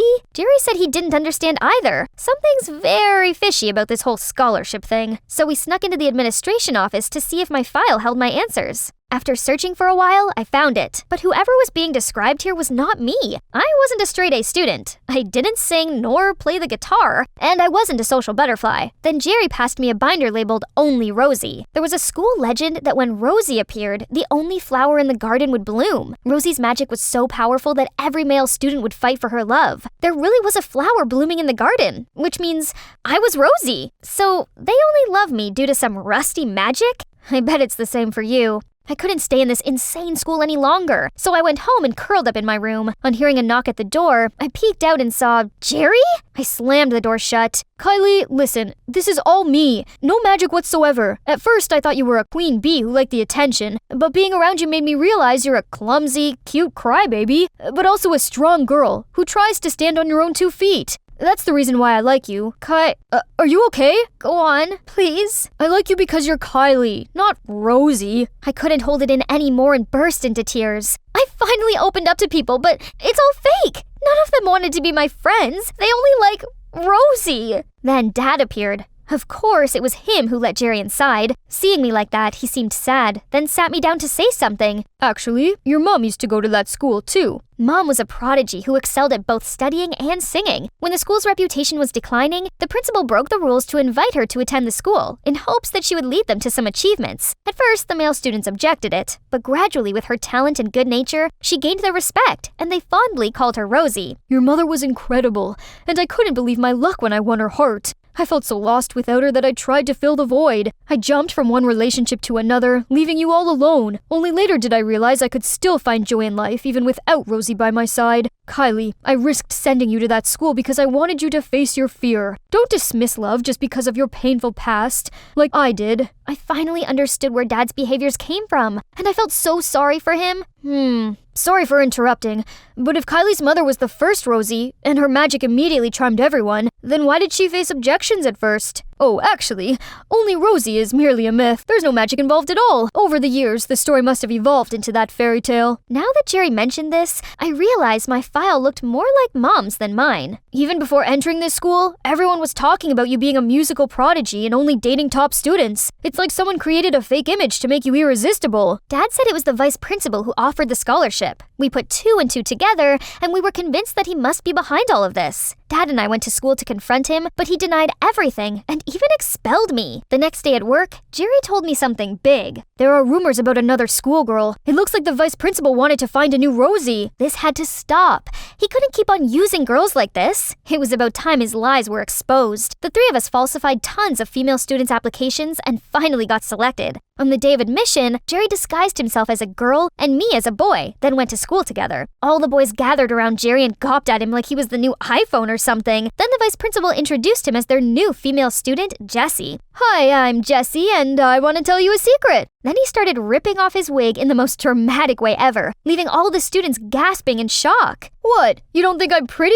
Poof! I gripped my stomach and tried to control my laughter. You're very pretty. Oh, silly. I'm not just a pretty face. I'm also a musical prodigy. Then he pulled out a violin and started making scratchy noises, deafening everyone. Not to mention, I'm a very delicate little flower. Then he broke the violin in half before everyone's terrified eyes. That's my cue to step in. I took off my disguise and pointed at Jerry. Sneaky little snake, you trying to steal my men? All boys in this school are mine. Then I charged at Jerry and grabbed his hair. Why are you here? I've expelled you. Everyone was astonished to hear that and questioned the vice president about it. Then I waved the flower I was holding around. Guys, there is no only Rosie. This is the flower that heralds Rosie, and it looks pretty fake to me. The boys became even more heated towards the vice president. Fine, I did it. So what? Only Rosie is not real, as long as it works. I only did this to revive the school anyway. This school deserves a principal who's as dedicated as me, not a has-been who never even shows up and could have retired by now. He was hopelessly yelling while a group of disgruntled students dragged him outside. The rest ran over to me and said they missed me. So even among all the lies, our friendships were still real. And better still, I didn't feel dizzy or sick at all now. Everyone was here to cheer me on. The boys, Dad, and of course, my soon-to-be boyfriend, Jerry. We're not dating yet, 'cause girl gotta play hard to get. Suddenly, a voice interrupted our celebration. It was Nick, the national team's coach's voice. Great performance. Any chance you've reconsidered joining the team? Reconsidered? Nick, count me in 100%. No, 1,000,000% in. I was taking Mom to the hospital when noticed the nurse was trying to hurt her. Excuse me, miss, you're making a mistake. That syringe should go into the brachial artery. You're in the wrong location, and that's dangerous. Are you trying to tell me that I don't know how to do my job? I have been doing this job longer than you have been alive. No, you're going to hurt my mother. Bummy, be quiet. Stop disrespecting and let the nurse do her job. No, don't touch her. What is going on here? Your nurse got the location of the brachial artery wrong, and I was trying to correct her, but she wouldn't listen. I'm sorry, she reads a lot of books and she is convinced she knows as much as a doctor. But she is correct, the nurse is wrong. Ma'am, your daughter just saved your life. Hello, my name is Bummy from Nigeria, and I am just 15, but I'm already the world's youngest doctor. And today, I will tell you about my crazy adventure. Before that, please like and subscribe. It all started when I was little. My mom used to take me to the library where she worked and leave me to wander around. That's when I found my interest in medicine. By the time I was 6, I knew everything about the human body. But it only started to bloom when I met Dr. Jeff the other day. He told me I had a photographic memory and encouraged me to pursue medicine. While my classmates struggled to understand fractions, I had already figured out algebraic equations. School became boring, so after school, every day, I would go to Dr. Jeff's hospital, and he would let me observe everything and instructed me to perform some procedures from simple to more complex. Bummy, you've learned too fast. I hope someday you have a chance to spread your wings further, 'cause soon I'll have nothing else to teach you. Then, one day, I was sitting on the porch to finish my medical illustration when I noticed a group of foreigners approaching. Turns out they are American aid workers who would be staying in our neighborhood for a while with some humanitarian projects. Days after, they were carrying out an immunization exercise. Everything was going great when suddenly one of them fell to the ground. I ran to the scene as fast as I could to see him choking. Blood was nearly drained from his face. Without thinking further, I ran back into my house and grabbed my aid kit, but was blocked by some woman. Kid, go play somewhere else. Don't take up oxygen here. Someone's choking. Do you want me to help your friend or not? Upon that, I immediately dunked the Swiss knife in alcohol to sterilize them, made an incision, and then placed the straw as a temporary breathing tube. The man who was almost turning blue took his first breath. Let's get him to the hospital. It's not far from here. I called Dr. Jeff to inform his situation, and a few days later, the man finally woke up. That night, someone knocked on my door, and I was surprised to see the woman that day. Hello, I'm Carol. Sorry to disturb you, but I came to talk about your daughter. I have traveled far and wide, but in my life, I have never met a genius like her. I think that an American education will do so much for her. America? My sweet child was fine here. No offense, though, but I'm afraid a life here is not the ideal environment for her to develop. But America will. We can get her into a gifted program and make sure she reaches her full potential. But who is going to take care of her? She would live with me. I promise I would take care of her like my own daughter. And the next time you see Bummy, she will have become the extraordinary doctor she was meant to be. What do you say, baby? I didn't like the idea of leaving my mom alone here, but that's when what Dr. Jaff said earlier echoed in my mind. Right, that might be a chance that he meant. Mom, I want to go. The goodbyes were quick, and I was on the plane heading to California with an eager heart toward the new land of dreams ahead. Welcome to America. Please feel at home. Oh God, my phone has been buzzing since they talked about you on Facebook. Hang on, I need to take this call.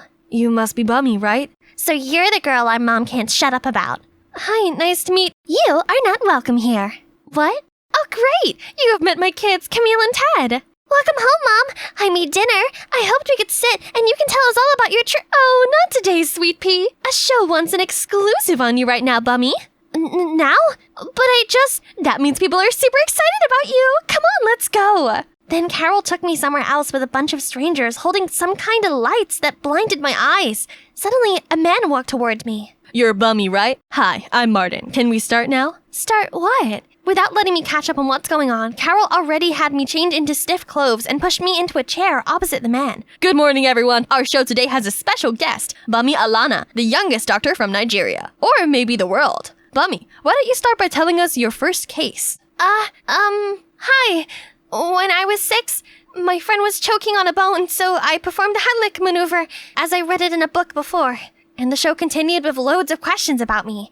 I answered them all, but to be honest, I don't know why I was doing what here. I felt such a relief when it ended. But the next morning... Oh, there you are! Rise and shine, my little genius! We have a busy day today. I laid out your clothes, so get ready. We leave in 1 hour. I thought it was a one-time thing. It rather turned into my daily routine. I would be in a show after a show, sitting in front of cameras answering ridiculous questions. I felt like I was making a fool of myself. Carol, I'm tired of the cameras and the interviews. I came here to learn. Oh, darling, we want the same thing. A medical university you need to be at is expensive, and these interviews would help us get a sponsor soon, I believe. In the meantime, just focus on that and your study at school, okay? Yeah, I had to enroll at a public high school with her children. But high school here was weird. In Nigeria, I was supposed to be entering 11th grade. But now in America, I had to enroll in the 9th. It's like I was left behind. Not just that, Camille, Carol's daughter, seemed to not like me and was determined to make my life a living hell. She usually hid my textbooks or my shoes before school, making me search everywhere, and I ended up being late for school almost every day. Bummy, I don't think you appeared on TV shows that you can discard school regulations. Ugh, it's her, not me. And everything got worse. The people at school continued to undermine me and act like I was a dummy. Excuse me, sir. I got a C- even though I got all the questions right. Well, you didn't use the words from the textbook like I asked. But I'm correct. Shouldn't I be allowed to express my answers in my own words? Not in my class. Genius, they say. That day after school, I was home to find all of my clothes all torn apart. That's when I saw Camille smirk. You ruined my clothes! Next time, your clothes won't be the only damaged things if you stay here. Okay, fine. That's the last straw. It's time to teach her that I'm not an easy prey for her. I snuck into her room to mess with her makeup products. Ha! Let's see how you can decorate your face to school. But on the way out, I noticed her iPad. Wow, she had a channel herself. And what's this? Was it Carol and her children?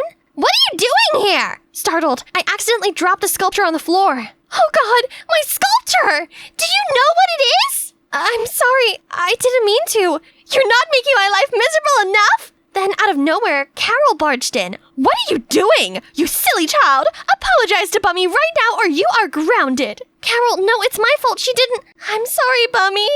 Then she ran out of her room, hands holding her face. I thought I saw her tears streaming down.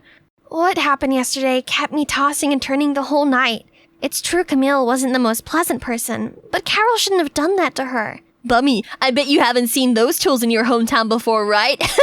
Haven't you? So you're not ready to dissect a rat yet. Just watch others first. Whatever. I came here for new challenges, but all I got was mocking and belittling. Hey, are you alright? I raised my head to see Ted. Is this because of the biology class? Nah, I couldn't care less about them. They just can't accept a new kid more brilliant than they are. If it's not, so what troubles you? Why your sister hates me so much? She doesn't. She hates that you're everything she is not. Do you know that this is the longest time our mother has been around us since our father left? But in fact, she wasn't here for us. Then he told us how Carol was always traveling, leaving him and Camille alone, and it surely caused a deep hole in her children, especially Camille. That's why she acted like that to me. Actually, that sculpture was the one Mom brought us when she went to Disneyland years ago. Camille treasured it the most. My heart broke for them, for Camille. I understood her pain, and deep down I know I needed to do something to help fix this relationship. I came up with the idea of inviting Ted and Camille to go along with me to our shows, so that they could spend more time with their mother. Seeing them happy together, it warmed my heart to know family will always be family, no matter what. Soon Ted and I became closer. I didn't know he had quite a craftsmanship with his sculptures. And you know what? Recently Camille seemed to be super nice towards me. We might make good friends in the near future, right? Then, one night, while we were having dinner, Carol broke an exciting news to me.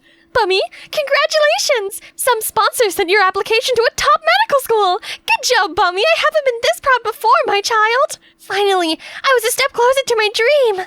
A few days later, I was preparing for my interview when I heard Carol screamed. What's wrong? You got a C- in biology?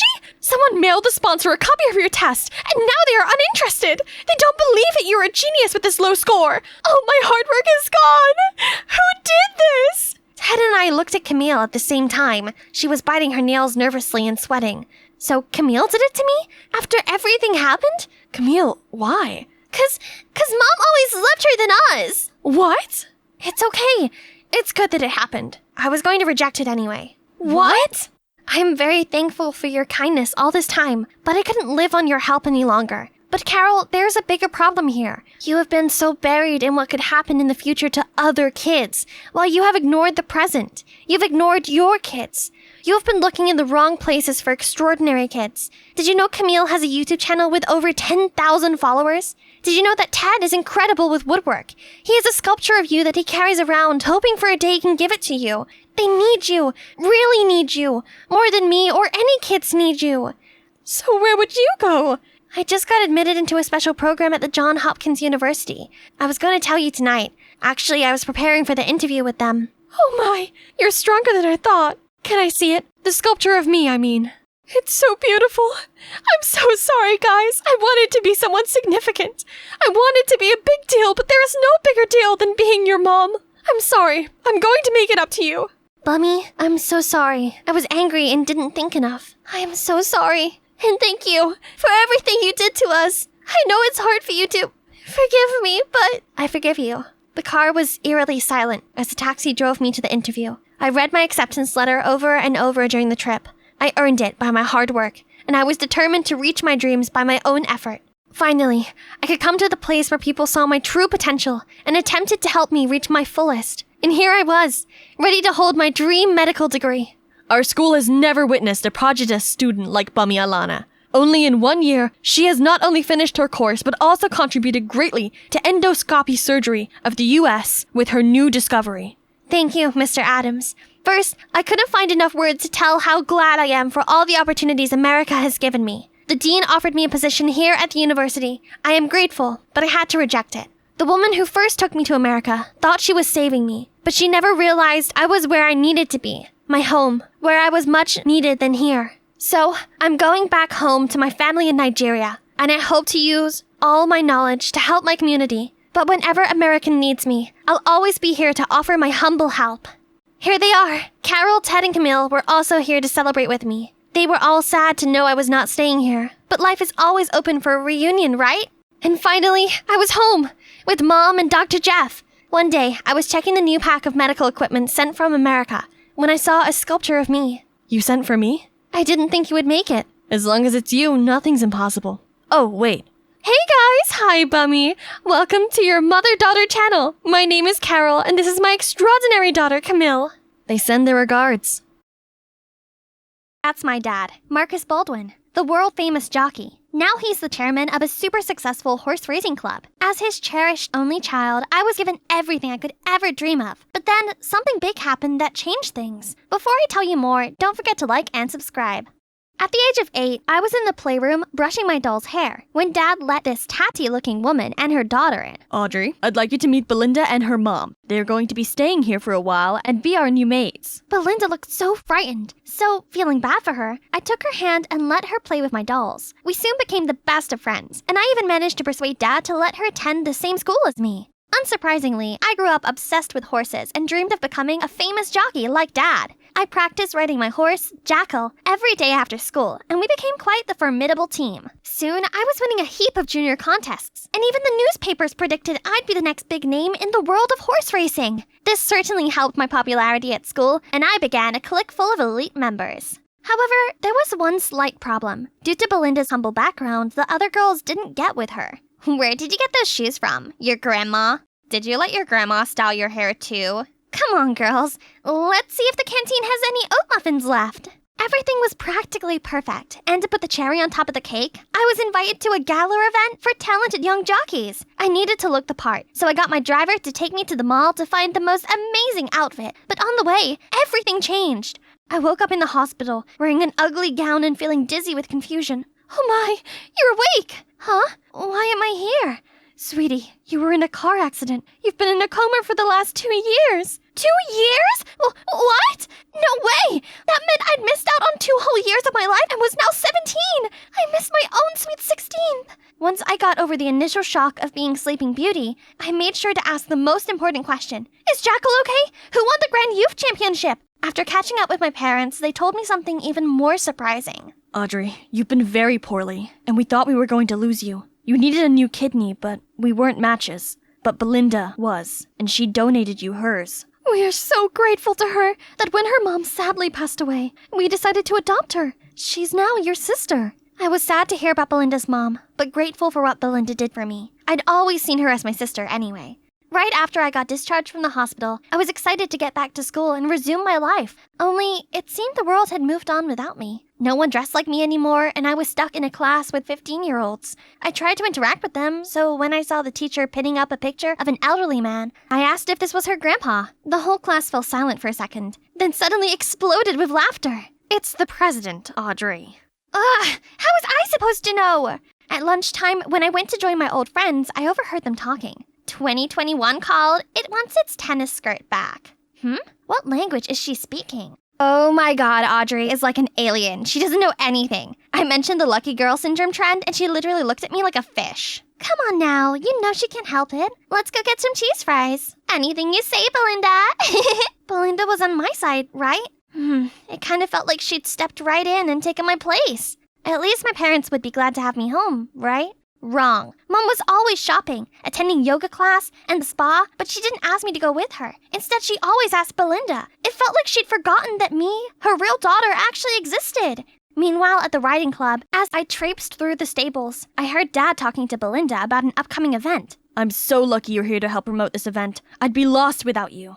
I no longer fit in at school, at home, or at the horse racing club. Life has changed around me, and I felt frozen in time. Worse still, I had to take this gross medicine. One time my maid was chasing me around the furniture, trying to make me take it, but I used ornaments, cushions, and books to block the path. I was so distracted making my obstacle course that I bumped straight into Douglas Barron, my dad's business partner. My, you certainly are a determined young lady.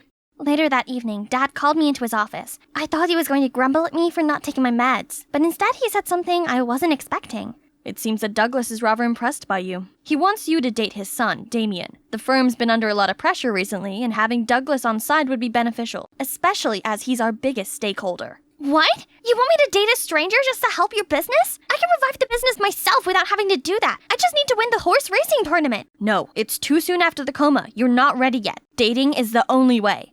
As if I was gonna listen to Dad. So I secretly came here with Belinda. I was about to saddle up Jackal, but then I got a whiff of horse manure and began to feel dizzy and nauseous. Dad suddenly showed up and took me to the hospital. Turns out, I'm allergic to horse manure. Ugh. Then Dad started yelling at me for training without his permission. Thankfully, Belinda informed me what was going on and told me about your allergy. Belinda? Why? Sorry, sis. I only told Dad as I'm worried about you. Whatever. I'm still going to horse race again. Actually, there's physical therapy, and if you pass the agility test, you could still get back to training. Dad, please. Fine. Do the therapy, but only if you go on this date with Damien. I agreed to go on the date, but I never said anything about being well-behaved on it. So in order to prepare for our special date, I watched this tutorial video. How to dress to attract men. A tutorial. Rule number 1, make sure your hair is long and never put up. Rule number 2, make sure to show a little skin, ladies. Rule number 3, footwear should be dainty and delicate. And ta-da! As I showed up at the restaurant looking ridiculous, I instantly recognized this quirky guy from school, Damien. So, I made sure I had the most unapproachable expression on my face. As soon as I sat down, I purposely ordered the weirdest food combo, ice cream hamburger. I was convinced he'd think I was a lunatic and leave, but instead, he reached over and tried a bite of my ice cream burger. Interesting. What? How could he like that? Someone please call the food police over here. Your fashion sense is so refreshing. Everything about you is fascinating. I am rather smitten. The rumors about him being quirky are definitely true. After the disastrous date with Damien, I met with Cooper, a medical student at the hospital who was helping me with my physical therapy. During the training, he was attentive and super encouraging. I was beginning to feel better, but then Damien showed up and insisted on staying there so he could check Cooper was doing his job properly. He wouldn't stop humming annoying tunes and munching on potato chips really loudly. Then at home afterward, he wouldn't leave and continued bugging me. When he finally left, I moaned to Belinda about how annoying he was. But to my surprise, she said she thought he was cute and funny? Hang on, does this mean Belinda likes Damien? On the day of the physical examination, I passed every single test without any mistakes. I was smiling as the doctor made his announcement. Miss Baldwin, I'm afraid you failed the assessment. I ran out of there and cried to myself. I felt someone sit next to me and was about to tell them to go away when I realized it was Cooper. Audrey, the improvements you've made are impressive. I was sure you'd pass. Seeing his caring face made me feel a little better. We talked some more and then he offered to drive me home. As we walked around the corner to the parking lot, we heard Belinda raising her voice with, "The doctor!" We stopped to listen. "I'm not giving you more money. I already paid you for failing Audrey. Sign this so I can be sure you'll keep this a secret." What? How could Belinda betray me like this? Belinda, why? Why did you do this? You don't understand how hard it is living in your shadow. I love the horse riding club, but you're coming back, and there'll be no use for me there anymore. You ruined everything! Then she stormed off, leaving me standing there stunned. I immediately got home and told Dad what she'd done. I expected him to be on my side, but I'm sure you're overthinking the situation. Besides, you should be grateful to Belinda. Not only did she save your life, but now she has agreed to marry Damien to save the company.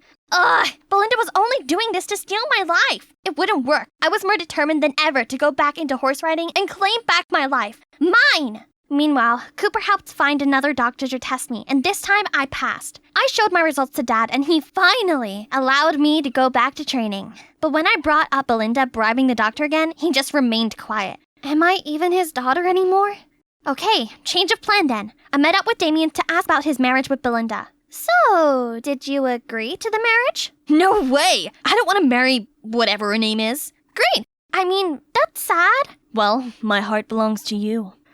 How about we get payback on them and fake date? Just faking it though, if you don't mind. Fake? Real? If it means being your boyfriend, then I'll do it. So we immediately returned home, walked inside and linked arms and gave each other lovey-dovey looks. Belinda's scrunched up face was a picture. I resumed horse riding practice and got around my allergy problems by using sachets and spraying perfume all over myself. It worked at first, but then I started getting allergic to the sachets too. Cooper immediately took notice, and the next day he showed up with some homemade herbal sachets. Not only did they help cure my allergy, but they also had a calming effect on me. Without the allergy bothering me, I could focus on practicing, and soon I was back to my amazing former riding self again. I showcased my talents to the club and everyone seemed impressed. A talent like you should be head of the club. Yeah, I may not be a big talker like someone I know, but actions speak louder than words. Belinda was clearly jealous of my rise to success, so she pulled some mean pranks on me at school. One time she suddenly turned nice and offered me a coffee, but it turned out she had snuck hot sauce in it.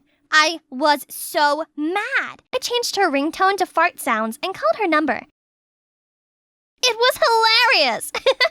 But then she suddenly fainted and was taken to the school infirmary. Oh, come on. She was so hurt she fainted?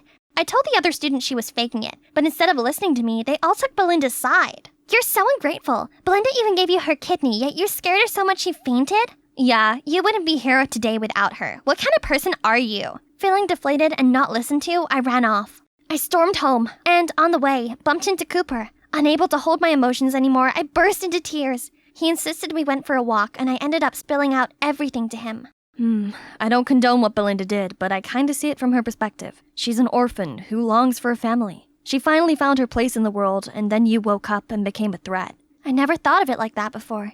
I realized the best thing I could do was to stop the pointless revenge and put all my energy into my recovery. I stopped hanging around with my clique, then broke up with Damien. I trained hard at the club, but not for my dad or the company, but for myself. Belinda showed up and tried provoking me, but I just ignored her. All my hard work paid off, and I qualified for the tournament. At the tournament, I was leading the race and felt unstoppable. But then some bees started buzzing around Jackal's face. He freaked out and started bucking. Then everything went dark.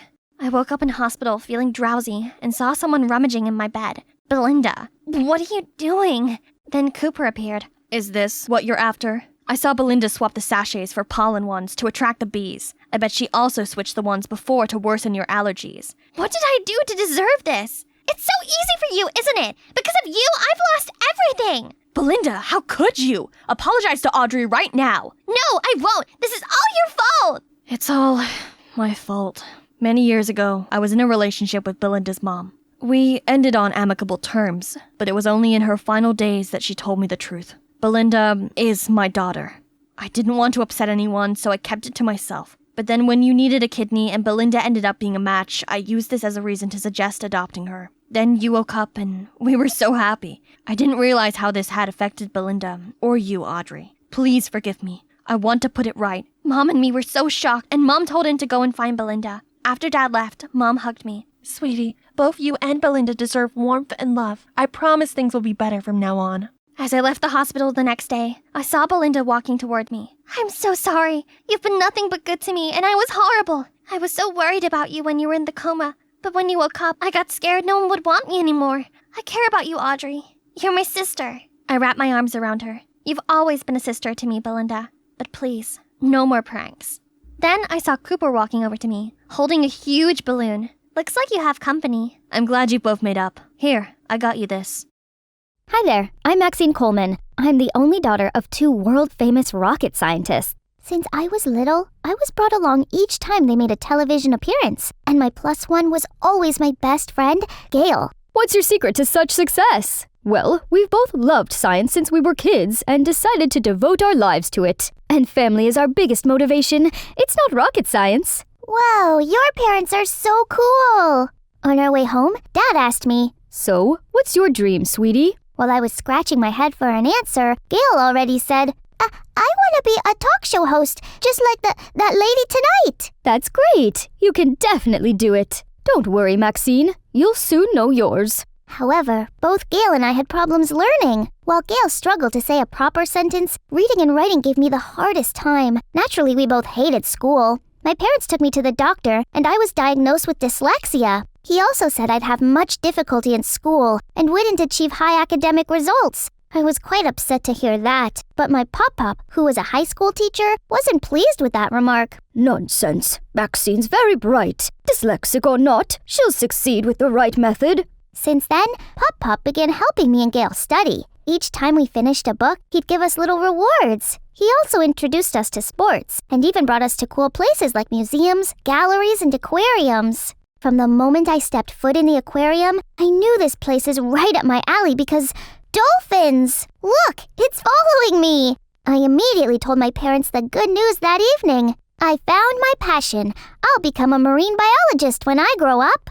Years went by, and school wasn't scary to us anymore. Thanks to my pop-pop, I'm now at the top of my class and excel at biology. Dyslexia didn't have much effect on me. Meanwhile, Gail got rid of her stutter and became much more confident. We're like Superman and Batman, always side by side, working towards our own dream. Professor Coleman, please tell us more about your latest research on marine life. This is my life's work, which has been under development for the last decade.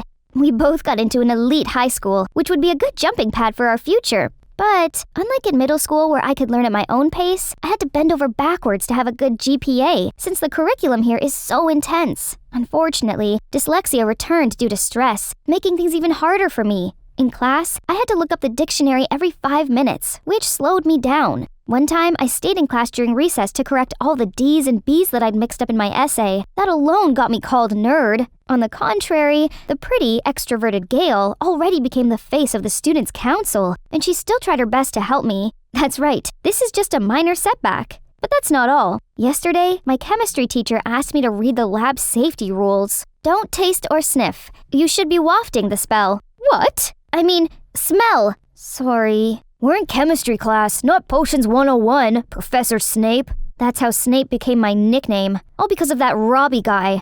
Everyone loved his shenanigans, and he got away with everything because he's a rising track star. But really, he's the villain in my story. Lately, Gail and I had less time to chat because she's so busy, hanging out with Robbie. They met when Gail interviewed him for the school paper. Worse still, she often defended him, saying I'd like him once I got to know the guy. Ugh, no thanks. Besides, it seems that Gail's making achievements towards her dream. Meanwhile, I could barely handle studying and getting along with my classmates. Then came a time when every student who wished for a head start into a prestigious university needed to see the college counselor, Mrs. Morales. She said that my grades were pretty good, but I'd also need a good personal statement. It's supposed to capture the essence of who I am and show that I'm ready to commit myself to my future. Simple enough, right? But when it comes to actually writing, why is it so hard? Am I doubting my own plan? Can I really be a marine biologist? At dinner, I tried to bring this up to my parents, but it seemed they're already thinking I'm a marine bio student. Guess there's no turning back now. I called Gail to the aquarium to help me clear my thoughts. She was late, so I went to catch up with my dolphin friends. They actually calmed me down. Suddenly, a screeching voice took me out. You're dyslexic because you speak dolphins' language?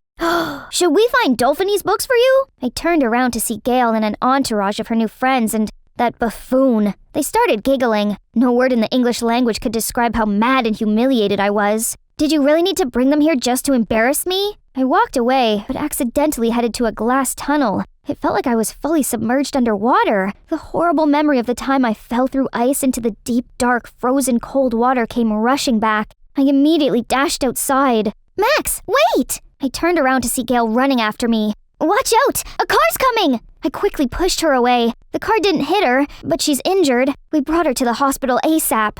But when she came to, Gail couldn't speak. Her doctor said her vocal cord was temporarily paralyzed due to neck and chest trauma. That meant Gail could no longer present the school sports day. I was overcome with guilt. Gail told me, I'll be all right. Sorry about earlier. I thought bringing our classmates would cheer you up. She even said that I should keep chasing my dream and not let anything hold me back. I was so touched, but somehow, her words made me feel so pressured. I'll even work harder from now on. After that day, Robbie kept following me around trying to apologize. I avoided him like the plague. One day, I even skipped English, and when I got back, my classmates were buzzing about some substitute teacher named Mr. Coleman. They seemed so excited, since he didn't make them do any work and only told them fun anecdotes. Huh?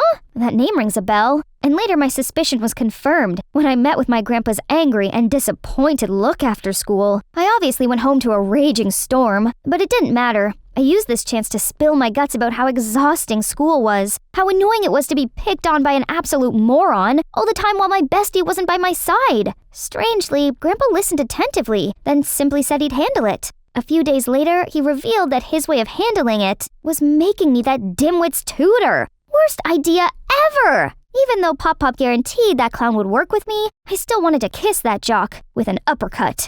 I ranted to Gail thinking she'd help me out of this. Unexpectedly, Gail also told me to give him a chance. Then, I might see his good side too? Right at that moment, the idiot appeared with a Nintendo Switch. How immature! That's my cue to leave. After the first lesson, I realized any regular teaching method could never hold this dummy's attention. But I can't just give up. Pop Pop taught me that there's no bad students. Fine, I'll find the right way to make him study. So, I showed him YouTube videos on biology to keep him focused, taught him the periodic table song, and talked about world history in his language. In 1914, after the Austrian Archduke was unalieved, Austria-Hungary declared war on Serbia, and Russia was like, say less, we got you, bro. Then Germany wanted to be the main character and waged war when literally nobody asked. So, you're saying World War I started mostly because the German Empire was pressed about being mid? Yes, brother. After some time, Robbie's grades went from D and F to C and B, while I no longer had to cram like before, since preparing lessons for him helped me remember everything naturally. Studying suddenly wasn't so hard anymore, and maybe Gail was right. This guy wasn't that terrible after all.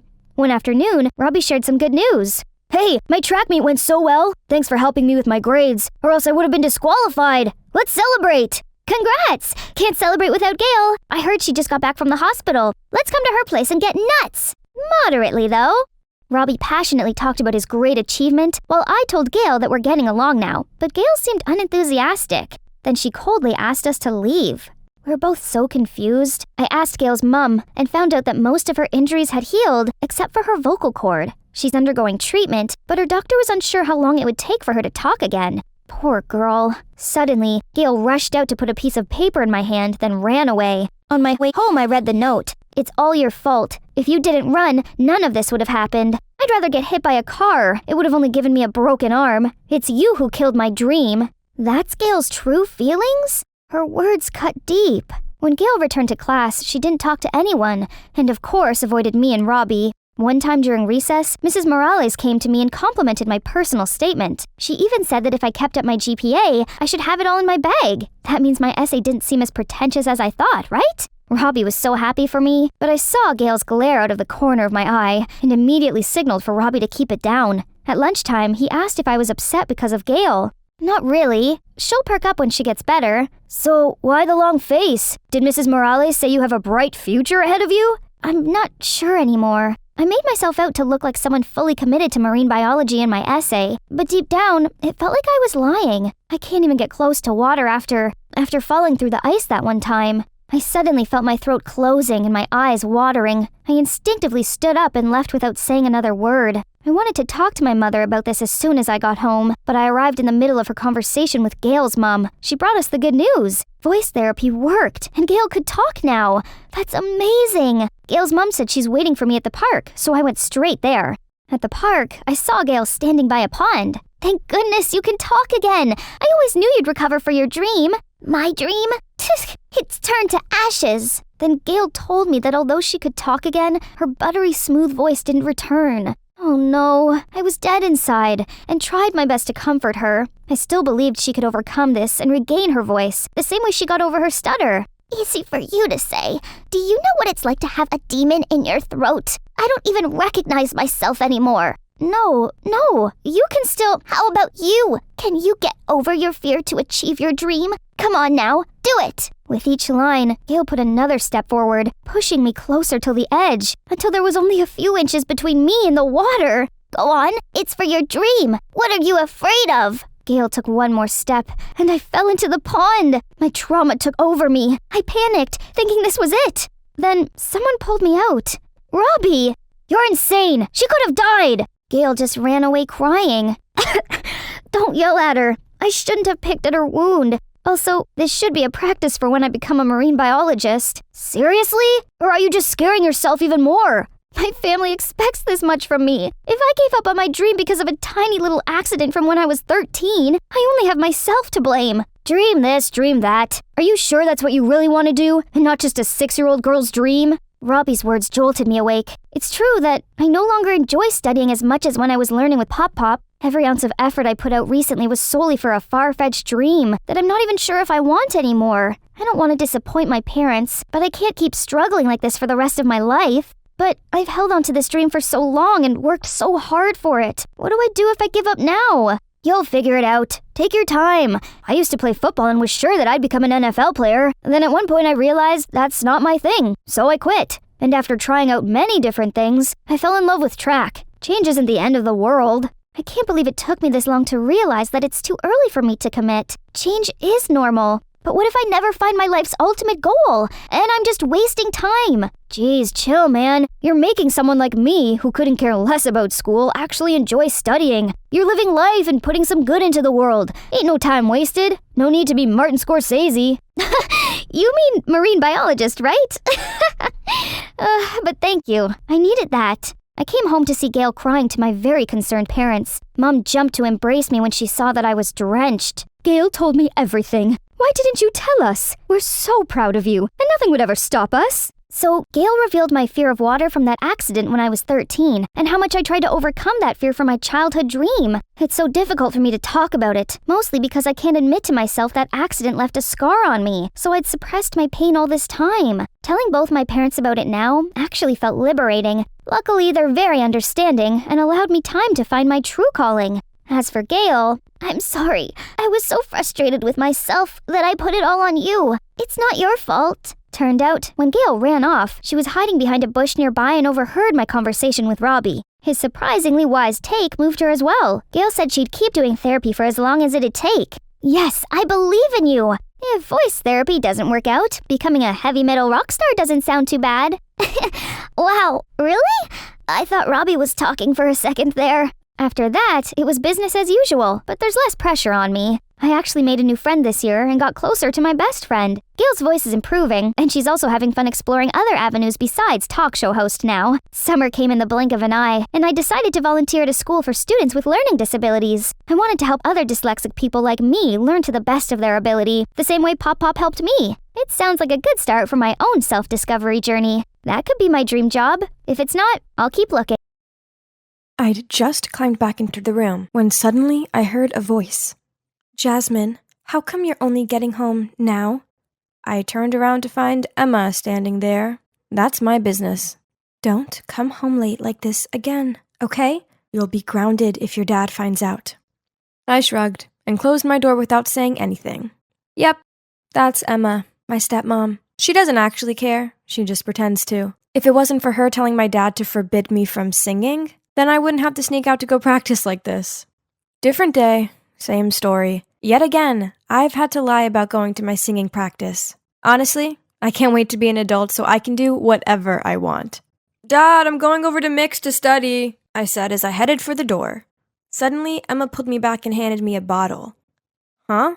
Licorice tea? Drink this after practicing. It helps keep your voice clear. Then she winked at me. Huh? So she knew I'd lied about where I was going, yet still she'd helped me? Maybe, just maybe, I've been misunderstanding her this whole time? Later that night, Emma suggested we should go for a picnic on the weekend, and for once, I excitedly agreed. But when the weekend rolled around, there was this hectic snowstorm. Emma kept looking out at the snow with disappointment written across her face. That's when the idea hit me. How about we have an indoor picnic? Yes, that's right. That's a great idea. And so we set up the tent right in our living room, and we were having the best time when suddenly the doorbell rang. I got up to answer it, and standing there covered in snow was a woman. She suddenly ran at me and said, "Oh my gosh, Jasmine, you've grown up so fast. I've missed you so much." Before I could understand what was going on, Dad shouted, "Megan, I can't believe you have the nerve to show up here like this. I know you won't accept my apology, but you don't understand. I had to see her. I've missed her every single day." Oh my God. So, that woman was my mother? I couldn't hold back my tears and ran straight over to hug her. I swear I'd been waiting for this moment for years. Mom gently stroked my hair and then turned to my dad. "Can I stay here for a while? Just to make it up to my beloved daughter after such a long time being apart, Elvis?" "Are you joking? Get out of my house!" Dad, please let her stay. Please. But no matter how much I begged, Dad wouldn't give in. And so I turned to Emma for help. Elvis, just let her stay here. If Jasmine wants to be with her mom this badly, we should let them have some time together. Come on, darling. I looked at Emma with so much appreciation, then turned those puppy eyes towards my dad, and eventually he reluctantly nodded his head. Yay! I shouted and led Mom to my room. From that day onwards, I spent most of my free time with her. We went to the movies together, shopping together, and honestly, it was the happiest I'd ever felt. One day, I was listening and humming along to my music when Mom came in. Wow, so you also love singing? It must be genetic. Back then, if I hadn't been so passionately obsessed with music, which drove your dad crazy, I might never have left you like that. Now I regret it so much, Jasmine. I put my arms around her and softly said, after all these years, I still think about that lullaby. Can you sing it to me? Which one? I sang you many lullabies back then. It's Don't Know Why by Nora Jones. Oh, right. That one. Then she started singing. I swear to God, her voice was like an angel. But strangely, it didn't give me any of the feelings I had as a kid. Was it because I have grown up? While I was absorbed in my thoughts, I suddenly saw Emma's shadow at my doorway. But when she met my eyes, she hurried down the stairs. Huh? Why was Emma crying? I was so confused. She must be jealous of our relationship, Mom said. Yeah, probably, since she'd been married to my dad for 3 years, but we'd never been close. That evening, when I went to the kitchen with Mom to set the table, she suddenly shouted, "Oh my gosh! Why did Emma make chicken parmigiana? Doesn't she know that your dad hates this?" Then she took the plate and threw it in the trash, saying she would order takeaway instead. Huh? Dad hates this? He always complimented Emma on her signature dish. Before I could react, Emma entered the room. As soon as she saw her chicken in the trash, she glared at Mom. Things then got so awkward. Emma had skipped dinner. Mom also tried to start a conversation with Dad a few times, but he ignored her. I felt so bad for Mom. In my dad's eyes, there was only Emma now. But my mother had done nothing wrong. She just wanted to pursue her passion. Later that night, I was heading to the pantry to get some snacks when I heard Emma yelling at Mom. Megan, for old time's sake, I didn't bring up anything from the past, but you can't just do whatever you want. How dare Emma yell at my mom like that? As soon as Emma left, I ran over to my mom asking her what had happened. She hesitated for a while, then told me the whole story. It turned out Mom and Emma used to be in the same band when they were young. And since Mom was always the lead singer, Emma had begrudged her ever since. Perhaps she has never gotten over it. I didn't expect Emma to be so mean. So from that day on, I began to show my attitude towards Emma. I didn't let her go to the parent-teacher conference like I had promised before, and I even forbade Mick, my best friend, from talking to her every time he came over. Mom, how did you and Dad meet back in the day? Well, back then, your dad was a waiter at the lounge I used to sing at every weekend. We quickly fell in love and started leaving love letters for each other at our secret spot. Ew, how cheesy. It's called romantic, you silly. At that time, we put our initials at the end of every letter. Suddenly, there was some noise at the door, and I turned to see Dad standing right behind us. What do you mean, our initials? It represented our 2 favorite characters' names from that movie. Yes, it was the initials of Monica and Quincy in the movie Love and Basketball. Dad gaped at Emma in surprise as she continued. I was the one writing letters to you that year. But when I got to the meeting spot, I saw you and Megan together, so I left. Dad and Emma looked at each other, then turned to stare at Mom. Actually, back then I liked you so much that I pretended to be Emma, but it's not that important. In the end, you were still into me and we got along really well, right? I can't believe you lied to me like this for all these years! Then Dad angrily left the room, followed by Emma. As for Mom, she was sitting there, tears pouring from her eyes. Okay, so Mom was definitely in the wrong, but did Dad need to treat her like that? Who doesn't make mistakes from time to time? And anyway, it's because of my mom's mistake that I'm even here, right? From that day onwards, the atmosphere in the house was so intense. Dad ignored Mom, and Emma always gave Mom hateful looks. Until one day, I'd just gotten home from school when I saw my dad excitedly running towards me saying, "Emma is pregnant. You're going to have a little brother or sister." Wow. I'd always wanted to have a sibling. I couldn't believe it. So that night, my family threw a party to celebrate, and Mom also congratulated Dad and Emma. And thanks to that, the tension between the three of them started to ease. Phew. But a few days later, for some reason, Dad found out that I'd lied about going studying with Mick. He was furious and grounded me for a week. I was sullenly playing on my iPad when Mom entered the room. Emma must be the snitch. Now that she's pregnant, she wants Dad to be angry with you, so he'll give all his love to her and the baby. Well, that just made sense. The other day, I'd even seen Emma whispering something to Dad, and as soon as he heard it, he got mad. Ugh, such a two-faced woman. I had to sort this out, and so I set up a fun plan for my stepmom. One time, I made her orange juice using powdered cheese, and she ended up spitting it out all over Dad. Then I unscrewed the shower head to add blue food coloring, and that's how I gave her a Smurf makeover. It was hilarious hearing her horrid scream from the bathroom. Another time, I snuck into Emma's room, trying to put flour in her hairdryer. I was rummaging through the bedside table looking for her hairdryer when suddenly I saw a DVD labeled Jasmine 0311. Huh?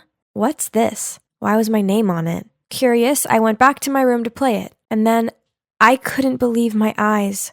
On the screen, Emma was carrying a baby and singing a lullaby to her. This melody. Wasn't it the song Don't Know Why? So that baby was me? But Emma couldn't sing, could she? Her voice was weak and sounded hoarse. What did this mean? I rushed to show my dad the DVD. Emma told me not to talk about this, but since you already know, I won't hide it anymore. Then he told me everything. Turns out my mom left for a rich man when I was only 2 years old, and it was Emma who came and helped my dad take care of me during my younger years.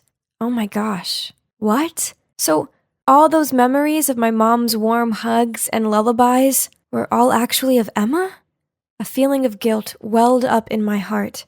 I had to do something to apologize to Emma, so the next day, I asked Mick to go to the mall to help me buy her a gift. As I was passing a coffee shop, I suddenly saw my mom sitting with some guy. Without thinking much, I quickly pulled Mick to a nearby table and eavesdropped on them. Honey, how's the money? You know how pushy the creditors are, and they're getting kinda aggressive. Don't worry, it won't be long now. My daughter's on my side. She'll help me kick her stupid stepmom out. Then my ex-husband will soon follow her wish and volunteer to give me money. What? What was going on? Had Mom come back just for Dad's money? I was about to go confront her when my phone rang. It was Dad. Jasmine, go to the hospital right away. Emma is in the emergency room. By the time I got there, I saw my dad sitting outside the ER with his head in his hands. After a while, the doctor came out and said, "Both mother and baby are okay. Next time, please pay more attention to the patient's food allergy." How could you eat stuff you're allergic to? You must be more careful, okay? Yeah, Emma always took good care. It didn't make sense. Unless my mom... I was about to tell Dad about what I'd seen at the mall when Mom suddenly appeared, eagerly asking about Emma's situation. Unable to stand her pretense any longer, I shouted, "Mom, drop the act. It was you who did all of this, wasn't it?" Jasmine, what nonsense are you uttering? Furious, I immediately told them the whole story I've heard. Megan, I could forgive you for the old letter story and for trying to sabotage my voice, but the fact that you wanted to harm my baby is unforgivable. It turns out the stuff from the past that she mentioned before was that my mom harmed her to destroy her voice. So that's why Dad didn't let me sing, for fear that it would cause Emma pain. Suddenly Mom burst out laughing. I don't need your pity. You were so lucky to have such a beautiful voice and a wonderful man by your side. And even now, you're still trying to take the life that should have been mine. Megan, give it up already. You need to stop this. Mom was about to say something, but I interrupted her. Mom, please just go. I'm so ashamed to have a mother like you. Then I burst into tears. She got up and left, without even so much as a glance back at us. Emma took me into her arms. I was afraid that you would be disappointed. That's why I hid everything from you. I'm sorry for treating you so badly. She gently patted my head, and I felt like I was back in my childhood, where she'd held me and sang lullabies. It was so comforting. Finally, peace has returned to my family. I'm so fortunate to have Emma as a stepmom, and pretty soon, my little bro or sis will be here, and I can't wait.